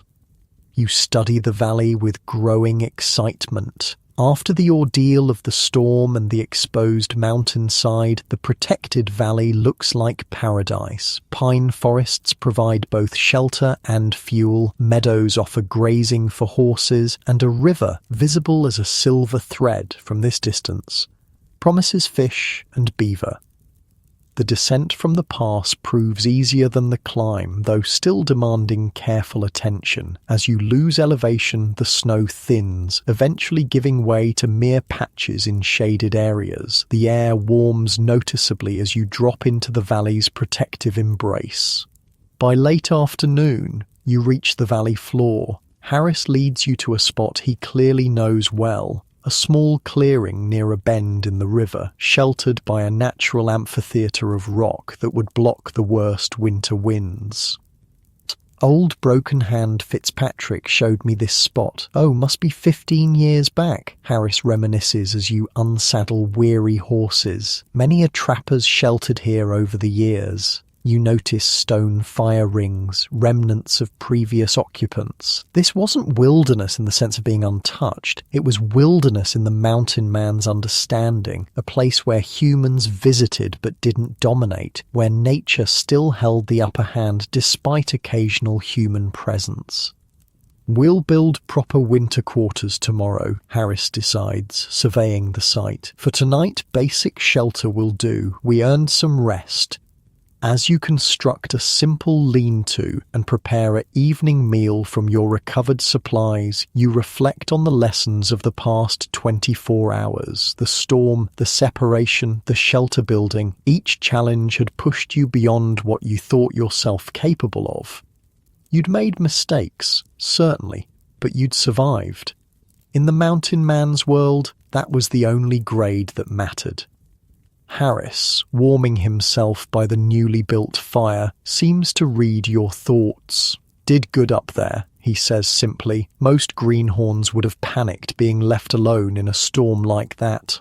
Almost did, you admit. He shakes his head. No, you worked the problem, built shelter, made fire, secured the horses. That's not panic. That's becoming a mountain man. The simple endorsement fills you with quiet pride. You're not just surviving in the wilderness now, you're beginning to understand it, to work with rather than against its harsh realities. As night falls on the valley, bringing with it the distant howl of wolves and the first hard freeze since the storm, you settle into your bedroll with a newfound confidence. The mountains are still dangerous, still unforgiving of mistakes, but they're becoming comprehensible, a harsh teacher whose lessons once learned are never forgotten. Harris, smoking a final pipe before sleep, gazes thoughtfully into the fire. Winter's coming fast, he observes. Good time to be in this valley, with shelter built and meat stored. He looks up at the star-filled sky. Bad time to be caught unprepared in these mountains. You nod, understanding the implicit lesson. In the wilderness, survival wasn't about conquering nature, an impossible task, but about respecting its power and adapting to its rhythms. The mountain men who lived longest weren't the strongest or the bravest, but the wisest. Those who learned to read the land, the sky, the subtle signs that spelled the difference between life and death. Tomorrow would bring the labour of building winter quarters, of preparing for the long, cold months ahead. But tonight, warm by the fire in this sheltered valley, you've earned a moment of rest, a mountain man's simple reward for another day survived in the beautiful, brutal wilderness. The next few days pass in a blur of constant work. Winter quarters don't build themselves, and Harris is determined to have proper shelter before the deep cold sets in. Together, you construct a more substantial cabin than you'd initially imagined, not the crude lean-to you've been sleeping in, but a real mountain man's winter home. 3 things matter in winter quarters, Harris explains as you notch logs for the cabin walls. Tight construction to keep heat in, good drainage to keep water out, and proper placement to avoid slides and deadfalls.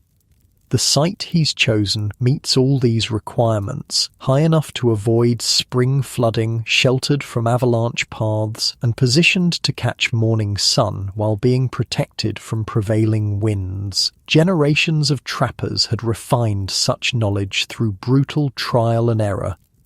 By the 5th day, your cabin takes recognizable form, a simple rectangle of notched logs with a pitched roof of poles covered with pine boughs and finally a layer of earth. The floor is packed dirt, but Harris shows you how to create a raised sleeping platform that will keep you off the cold ground. A stone fireplace dominates one wall, constructed with the same care a city dweller might lavish on fine furniture. Fire's your life in winter, Harris emphasizes, meticulously checking the draft. Get this wrong, you'll either freeze or suffocate. With shelter secured, attention turns to building up food stores. The valley offers abundant game, but winter hunting can be uncertain. Better to secure meat now, when animals are fat before winter's privations. Need to learn the valley, Harris announces one crisp morning. Time you started finding your own way around. Can't always rely on following my tracks. This declaration fills you with both pride and apprehension. Navigation in the wilderness was no simple matter. There were no street signs, no marked trails, often not even distinct landmarks in dense forest or featureless terrain. We'll start with something easy, Harris says, noting your expression. Ridge hunt for elk. Good game, good views for learning the lay of the land. You prepare carefully for the day's expedition. Rifle cleaned and loaded, possible bag stocked with essentials, knife freshly honed. Harris watches your preparations with approval, occasionally offering refinements. His teaching style has evolved as your skills have grown. Fewer direct instructions, more guided discovery, allowing you to develop the independent judgment a mountain man needs. Dawn finds you climbing a forested ridge east of camp. Harris moves with deliberate slowness, using the hunt as an opportunity to impart navigation wisdom. Notice the sun, he says, pausing in a small clearing, rises in the east, but not exactly east, changes with the seasons. He points to where the sun currently sits low over the horizon. Mid-autumn now, so it's rising southeast. Come deep winter, it'll rise even further south. This was the mountain man's compass, not the magnetic needle of civilization, but the celestial bodies themselves. Harris demonstrates how to maintain direction using the sun's position combined with time of day, a mental calculation that becomes second nature with practice. Well, what about cloudy days, you ask, envisioning the overcast skies of winter? Good question. Mountains themselves help. Notice how ridgelines run, how drainages flow. Everything follows patterns. Harris gestures to the surrounding landscape. Main divides generally run north-south in these ranges. Streams flow east or west from them. He shows you how to read terrain, not just the obvious features, but subtle signs invisible to untrained eyes, the density of vegetation on north versus south-facing slopes, the way certain trees grow more branches on their southern sides, the prevailing lean of weathered snags shaped by dominant winds. Lots of ways to keep your bearings, Harris continues as you climb higher. Indians say moss grows thicker on the north side of trees, but that's not always reliable. Better to use multiple signs, never trust just one. You absorb these lessons eagerly, understanding their vital importance. Men had died horribly within miles of safety, simply because they lost their way and couldn't regain it. In winter especially, a wrong turn could mean fatal exposure or starvation. The ridge opens to a grassy plateau, offering expansive views of the surrounding valley. Harris stops, allowing you to catch your breath while scanning for game. Now, the real test of navigation, he says, pointing to distant landmarks. Make a map in your head. Remember what things look like from different angles. That distinctive peak there, how it lines up with the river bend. That's a bearing you can use from anywhere in this valley. He quizzes you on directions, challenging you to identify return routes from various points. It's a mental exercise that feels unnatural at first. Modern humans are accustomed to external directional aids, not internalized spatial awareness. Most lost men make the same mistake, Harris observes. They panic, start moving too fast, don't take time to study where they are. Better to stop, make camp if necessary, get your bearings before continuing. You nod, filing away this wisdom. Patience, another survival trait that ran counter to instinct. When lost or in danger, the natural impulse was to act immediately, often making the situation worse. Movement catches your eye, a flash of tan against green at the far end of the plateau. Elk. A small herd grazing peacefully, unaware of your presence. Harris has already spotted them, signaling for absolute stillness. He studies the herd through narrowed eyes, assessing. Winds in our favour, he whispers. Need to circle round, get closer, watch how I move, where I place my feet. What follows is a master class in stalking. Harris becomes almost invisible, using every contour of the land for concealment, freezing into absolute stillness when any animal raises its head. You follow as best you can, mimicking his movements, learning through observation the art of moving unseen. The stalk takes over an hour to cover less than half a mile, painfully slow by civilized standards, but the patience of a hunter isn't measured by clocks. Finally, within effective rifle range, Harris gestures for you to take the shot. It's a significant moment. He's trusting your marksmanship with valuable meat. You ease into position, controlling your breathing as he taught you. The rifle feels natural against your shoulder now, an extension of your body rather than a foreign tool. You select your target, a young bull, not the herd leader, but a good compromise between meat quality and herd health. The Hawken roars, sending birds scattering from nearby trees. Through the drifting smoke, you see the elk stagger, then collapse. The rest of the herd bolts, disappearing into the forest with remarkable speed for animals so large. Clean shot, Harris approves, already moving toward the fallen elk. Lung hit, quick death, no wasted meat. The approval warms you despite the chill air. In the mountains, such practical skills earned more respect than any amount of book learning or social graces. A man who could put meat on the fire was valuable. One who couldn't was a liability.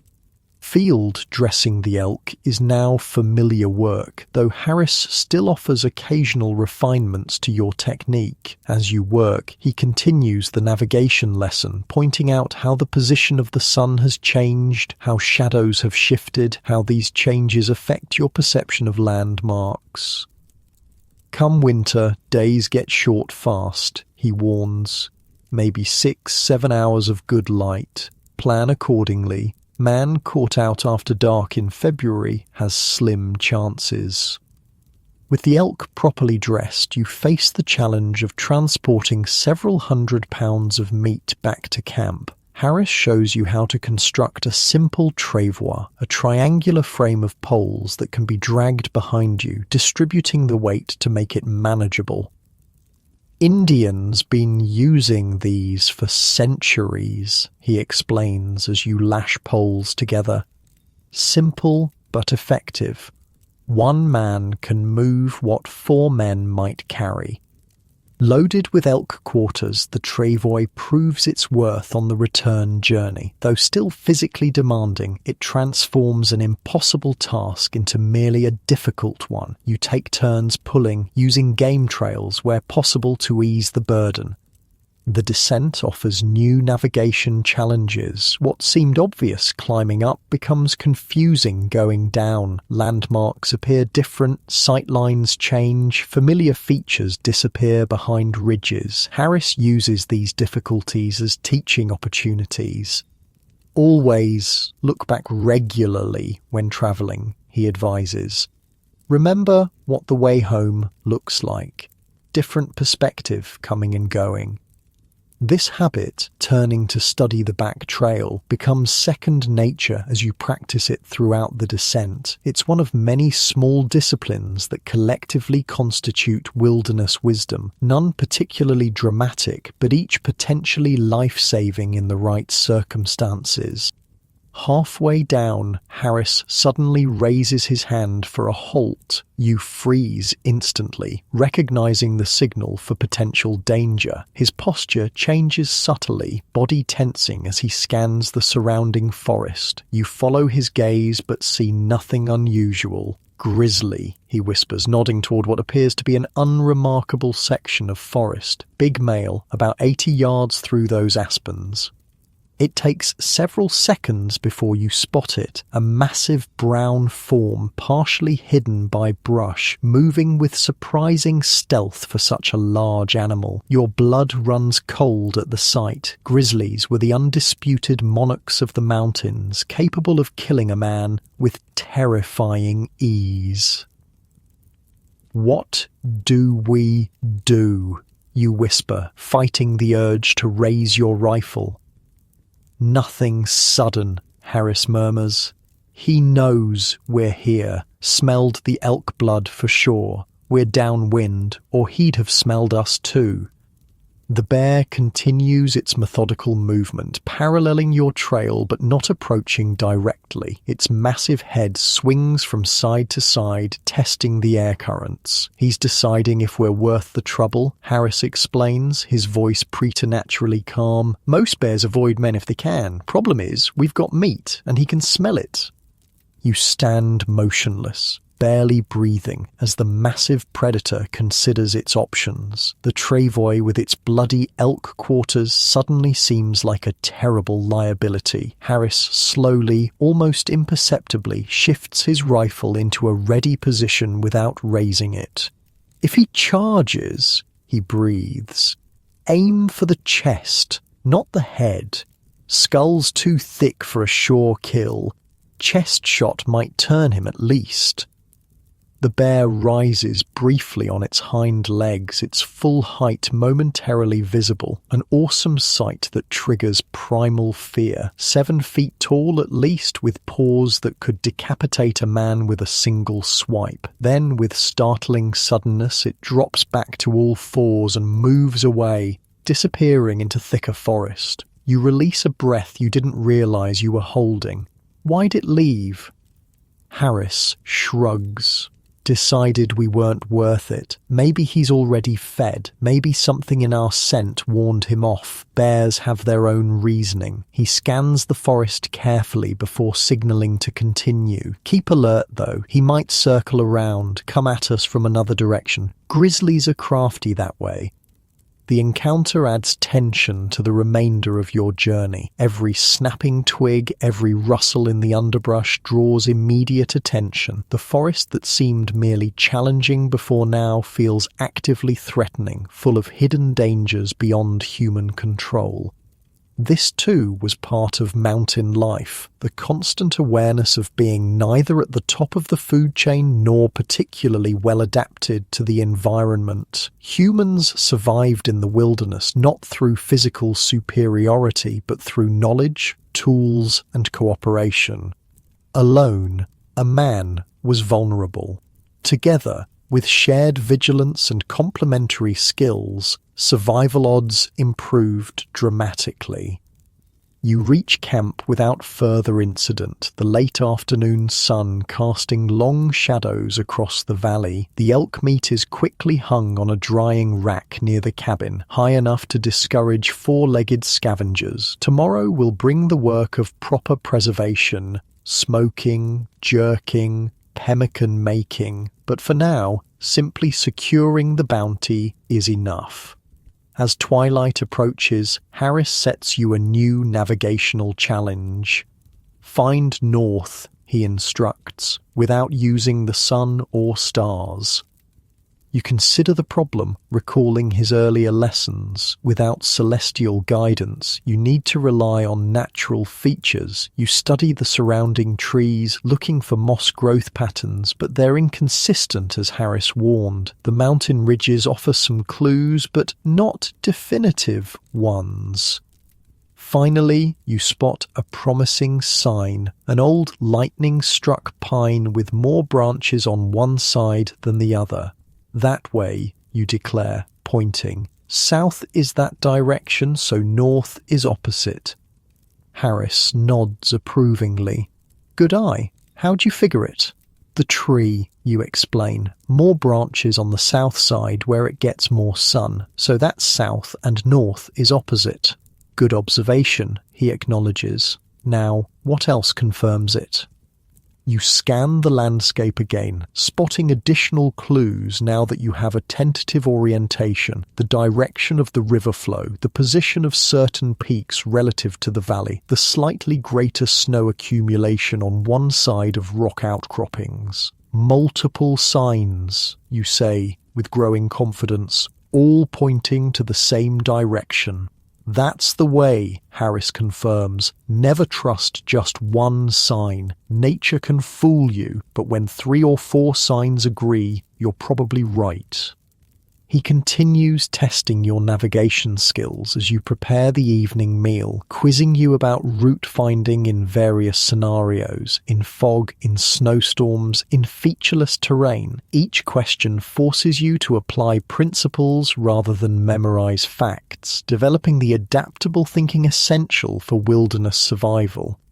After supper, with darkness fully descended, Harris introduces a new navigational tool, the night sky. You've noticed him studying the stars before, but now he begins formal instruction, pointing out key constellations and their uses for orientation. North Star's your best friend at night, he explains, indicating the steadfast light that had guided travelers for millennia. Find the Big Dipper, follow the pointer stars, and there it is, always showing north. The lesson continues with other celestial landmarks, Cassiopeia, the Pleiades, Orion, each with its place in the seasonal progression of the night sky. Like indigenous peoples before them, mountain men had developed a sophisticated understanding of astronomy not as an academic pursuit, but as a practical survival tool. Stars don't just show direction, Harris notes. They show seasons too. When Orion stands high at midnight, winter's at its depth. When he's visible in early evening, fall's turning to winter. This natural calendar, based on celestial observations rather than printed almanacs, governed the mountain man's yearly cycle. It told when to expect certain weather patterns, when animals would migrate, when plants would be available for harvest. For men living in harmony with natural rhythms, such knowledge was essential. As the lesson concludes, you realize how much your perception has changed in these months with Harris. What began as a bewildering wilderness has become increasingly legible, a landscape filled with signs and patterns for those who know how to read them. You're still a novice compared to Harris, but the foundation is there, growing stronger with each day's experience. Tomorrow we'll set more trap lines, Harris announces as you bank the fire for the night. Different direction, up the North Fork of the creek, more chance of running into trouble there. It's closer to Blackfoot territory. The mention of the Blackfoot sends a chill through you. Unlike the relatively friendly Crow, the Blackfoot were implacably hostile to trappers whom they viewed as trespassers and resource thieves. Stories of their treatment of captured mountain men were the stuff of frontier nightmares. Should we avoid that area, you ask?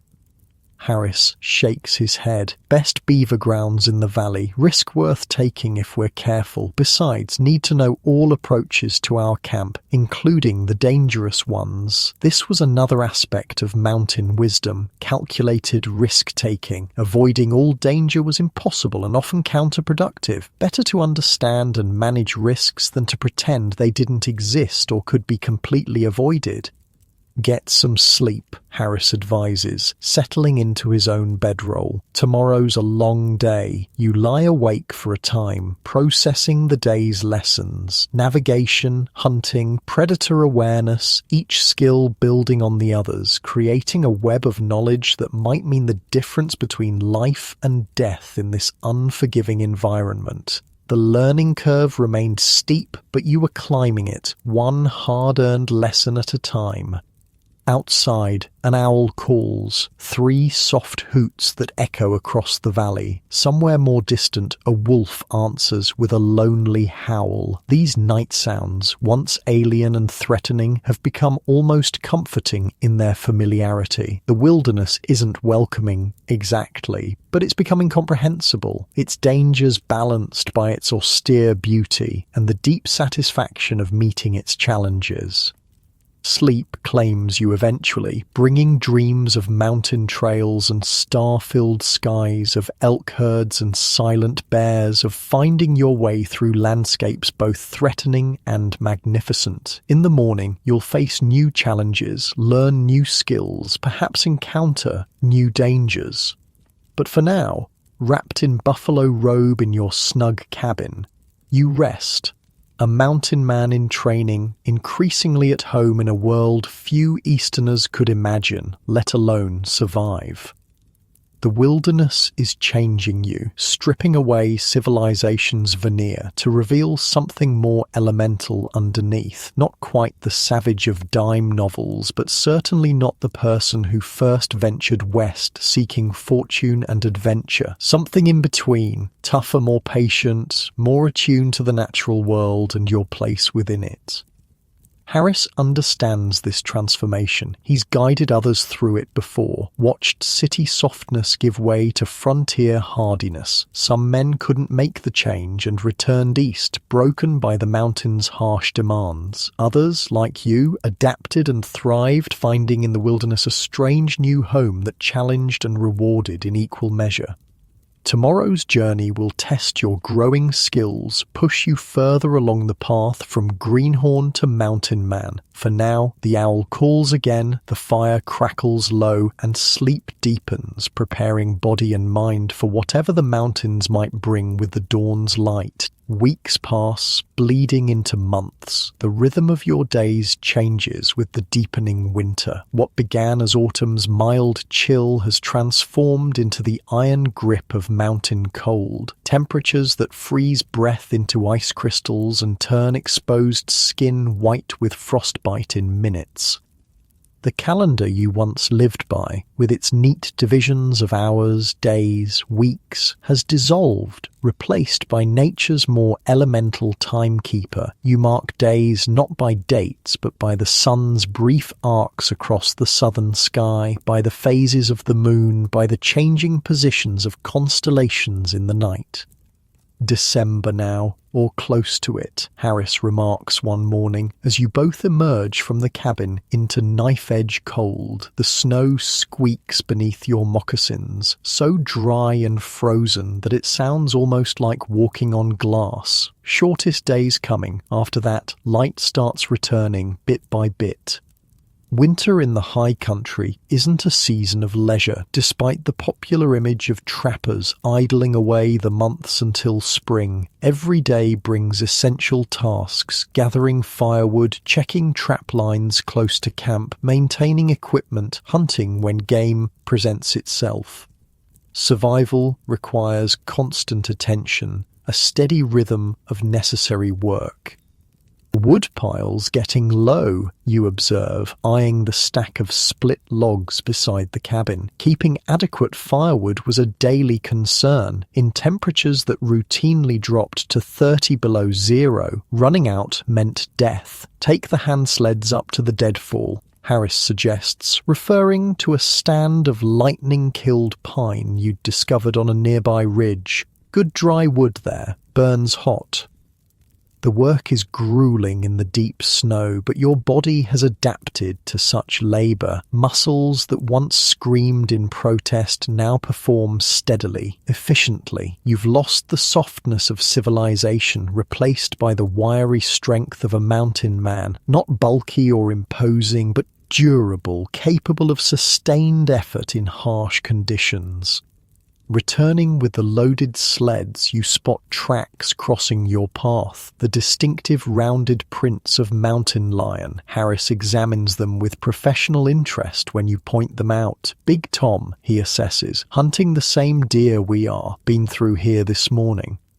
There's no fear in his voice, just matter-of-fact acknowledgement of another predator sharing the valley. Winter created a certain equality among hunters. Human and animal alike all struggled against the same implacable cold, the same scarcity of food. Will it come near the cabin, you ask, remembering stories of starving predators growing bold enough to attack humans? Harris shrugs. Might. Cats are curious, but they're cautious too, especially around fire and human scent. He stands, brushing snow from his knees. Just keep your eyes open and make noise when you're out alone. Most trouble with predators comes when you surprise them. Back at the cabin, you spend the afternoon splitting and stacking the new wood, then repairing snowshoes that have begun to show wear. The quiet, repetitive tasks have become almost meditative, a time when hands work independently while mind wanders. You find yourself thinking of your life before the mountains, comparing that existence to your present reality. The contrasts are stark. Formerly, comfort was assumed, danger rare. Now, comfort is fleeting, danger ever-present. Yet there's a strange satisfaction in this reversal, a depth to existence that was lacking in civilization's predictable safety. Each day survived feels earned rather than merely passed through.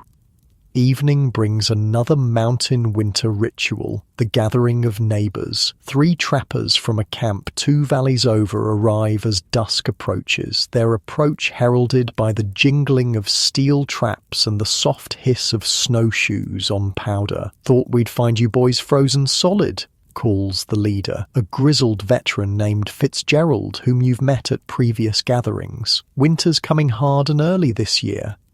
Such visits were vital to mountain society, preventing the isolation that could drive men to madness during the long, dark months. News would be exchanged, stories told, perhaps small trades made, all reinforcing the human connections that helped trappers endure the wilderness.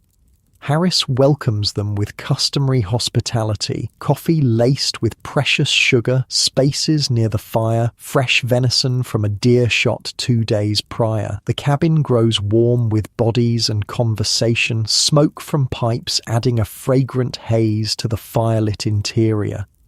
Talk turns to practical matters first. Weather patterns, game movements, signs of Indian activity. Mountain men might seem like romantic individualists in Eastern newspapers, but their survival depended on shared knowledge and mutual support. Blackfoot crossed the North Divide last week, Fitzgerald reports soberly. War Party looked like 12, maybe 15 warriors headed east toward Crow territory.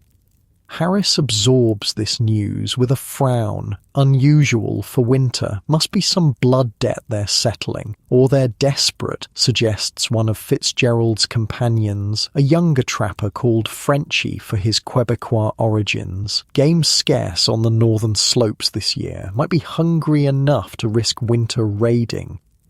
The conversation continues in this vein, a detailed exchange of intelligence that would mean little to outsiders, but represented vital security information to men living on the frontier's edge. As night deepens and bellies fill with food, the talk shifts from practical concerns to storytelling, the mountain man's entertainment, education, and oral history combined. Tales of remarkable survival, narrow escapes, encounters with strange phenomena, all delivered in the understated style that was the hallmark of frontier narrative. Fitzgerald, warming to his role as the evening's principal storyteller, recounts a tale from his early days in the mountains. Winter of 25, over on the Yellowstone, me and old Pierre Leclade got caught in a blizzard that'd freeze the hair off a buffalo. No shelter except what we could make, no food except what little pemmican we had left. The cabin grows quiet as he speaks, each man drawn into the narrative, not through dramatic delivery or exaggerated details, but through the authentic voice of lived experience. 3 days that storm howled, snow so thick you couldn't see your hand in front of your face. Built a snow cave, just big enough for 2 men and a small fire. Took turns staying awake to keep that flame alive. Let it die, we'd have died with it. He describes their gradual weakening as supplies dwindled, the growing likelihood that neither would survive to see clear weather. 4th morning, Pierre doesn't wake up, just slipped away in his sleep, peaceful-like, too cold, too hungry, too tired to go on. The matter-of-fact description of his companion's death carries more emotional weight than any dramatic rendering could achieve. This was the mountain reality. Men died, often alone, or witnessed only by equally helpless companions. No ceremony, no marked graves, just the wilderness reclaiming its own. Had to keep moving after that, Fitzgerald continues. Knew if I stayed put, I'd follow Pierre quick enough. Started walking, no real idea which direction except downhill, figuring any valley might have game or shelter. His salvation came in the form of a hot spring. One of the geothermal features scattered throughout the greater Yellowstone region. The warmth kept a small area free of snow, attracting game and offering the barest margin of survival until the storm broke.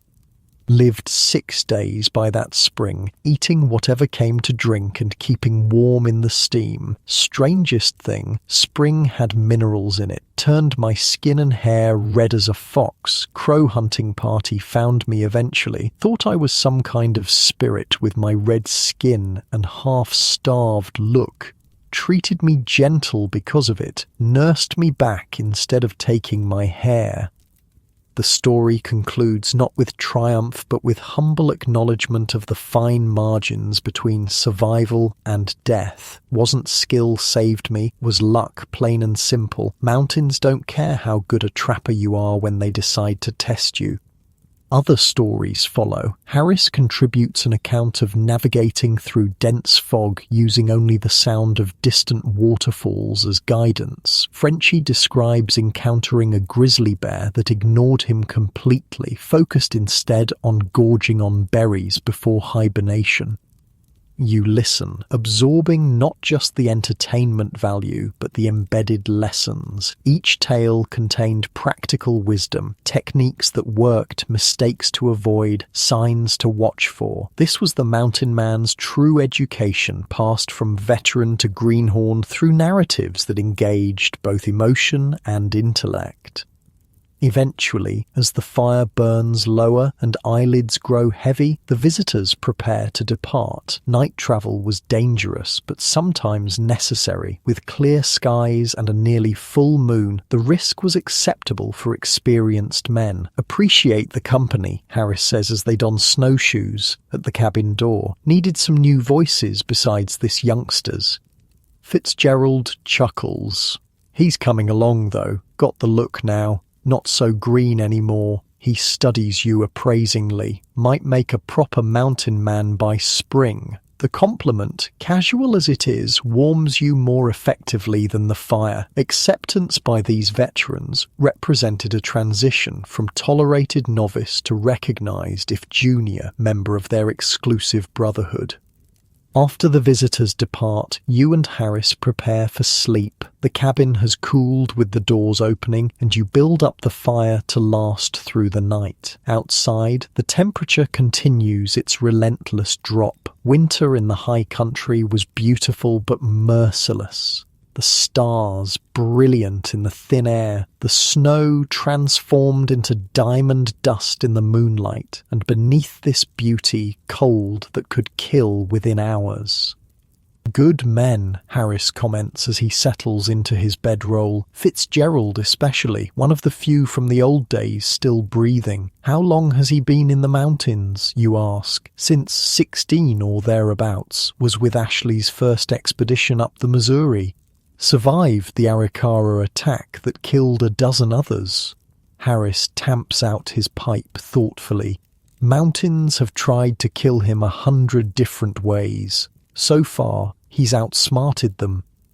The casual reference to such longevity gives you pause. In the trapping profession, a man who survived 10 years was considered fortunate. Many didn't last their first winter. What's the secret, you wonder aloud, to lasting so long out here? Harris considers the question seriously. Luck plays its part, he acknowledges. Being in the wrong place at the wrong time can kill even the most skilled. But beyond luck, he pauses, organizing his thoughts. 3 things, I'd say. Knowledge, gained through experience and listening to those who have gone before. Adaptability, rigid men break when the mountains bend them. And community, lone wolves die alone when trouble finds them.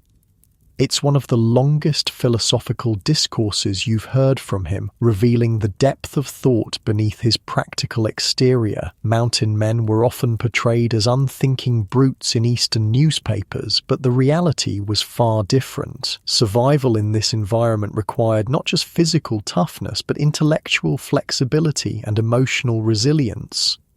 Get some sleep, Harris advises, ending the conversation in his typical abrupt manner. Tomorrow we check the north traps. Long day ahead. Sleep comes easily, despite the cold that seeps through even the well-constructed cabin walls. Your body has adapted to these conditions, developing a remarkable ability to generate heat through the night. The buffalo robes and wool blankets that seemed inadequate months ago now create a cocoon of sufficient warmth.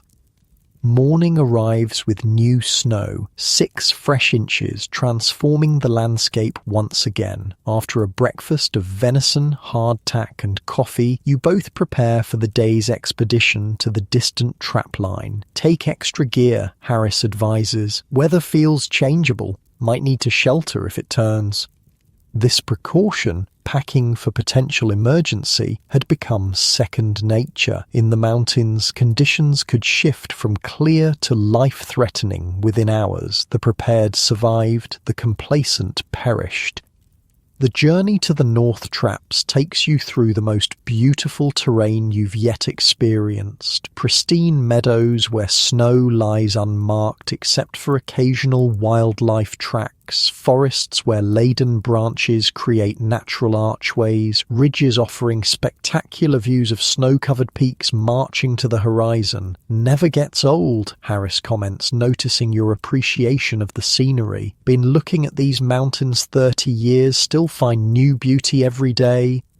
It's a rare poetic sentiment from a man usually focused on practical concerns. Winter in the high country affected men differently. Some grew depressed and restless in the confinement, while others found a deeper connection to the landscape in its stark elemental power. The trap line yields modest success. 3 beaver and a marten, their fur prime with winter thickness. Harris examines each pelt with expert assessment. Good colour on this one, he notes of a particularly dark beaver. Fetch top price come rendezvous. London buyers pay extra for the dark ones. Fashion changes, but dark furs always in demand. Such considerations might seem distant in this remote wilderness, but the connection was real. The mountain trapper was part of a global economic system, his labour transformed into luxury goods for wealthy Europeans and Easterners he would never meet. The irony wasn't lost on most mountain men, that they, living with minimal possessions in nature's harshest environment, supported the excesses of urban wealth through their dangerous work. The return journey brings the weather change Harris predicted, not a blizzard but steady snow that reduces visibility and covers your outbound tracks. You navigate by landmark and compass sense, the lessons of previous months now applied in genuine conditions. Back at the cabin by mid-afternoon, you process the day's take, skinning, fleshing, stretching the pelts on willow hoops. The work is precise, requiring full attention despite cold, numbed fingers. A poorly prepared hide meant wasted effort and lost value. Unacceptable in the mountain economy where each pelt represented days of dangerous labour. Evening brings another ritual, equipment maintenance by firelight. Harris demonstrates the proper care of steel traps, showing how to keep them functioning in sub-zero temperatures. Oil freezes, he explains, working a trap's mechanism with practiced hands. Use rendered fat instead, stays soft in the cold. Such specialized knowledge, modified techniques for extreme conditions, separated successful mountain men from those who failed to adapt. Standard practices that worked in milder climates often proved useless or actively dangerous in the high country winter. As the evening deepens toward night, Harris surprises you by producing a small cloth-wrapped package from his personal stores. Inside is a carefully preserved treasure, dried apples, a luxury almost beyond imagining in the winter wilderness. Christmas, he explains briefly, or close enough. Lost track of the exact date, but should be around now. The simple celebration, shared dried fruit and an extra ration of coffee, touches you unexpectedly. In this moment of small comfort, you realize how far you've come from the measured abundance of civilization. What once would have seemed pitiful now represents genuine luxury. A moment of pleasure carved from an existence defined largely by necessity. To surviving winter, Harris offers, raising his tin cup in a rare toast. To surviving winter, you echo, savouring the sweet, tart flavour of fruit that connects you, however tenuously, to orchards and summer and a world beyond endless snow. Later, as you bank the fire for the night, Harris speaks of spring, not with impatience, but with the calm acceptance of nature's cycles that characterises the mountain man's worldview. Come March, we'll start seeing signs. Longer days first, then new bird calls, snow crust that bears weight in morning but not afternoon. He describes the progression with the precision of long observation. By April, beaver will be moving again. That's when the good trapping returns. The mental calendar stretches before you, not days marked on paper, but natural indicators of seasonal change. This was how humans had measured time for millennia before clocks and calendars imposed artificial regularity on the organic flow of the natural world. Sleep approaches as the fire settles to coals, casting a dim red glow through the cabin's interior. Outside, the snow continues falling, insulating the cabin in deepening silence. The wilderness in winter had its own particular sound, not true silence, but a hushed quality that seemed to absorb noise rather than transmit it. Harris is already breathing the deep rhythm of sleep, his body's clock aligned with darkness and light rather than arbitrary hours. Your own consciousness begins to drift, thoughts becoming less linear, more dreamlike. In this half-waking state, you reflect on the journey that brought you here, not just the physical travel from east to west, but the internal transformation from civilized tenderfoot to emerging mountain man. The change wasn't complete. You still had much to learn, skills to perfect, knowledge to absorb, but the foundation was laid, the direction established.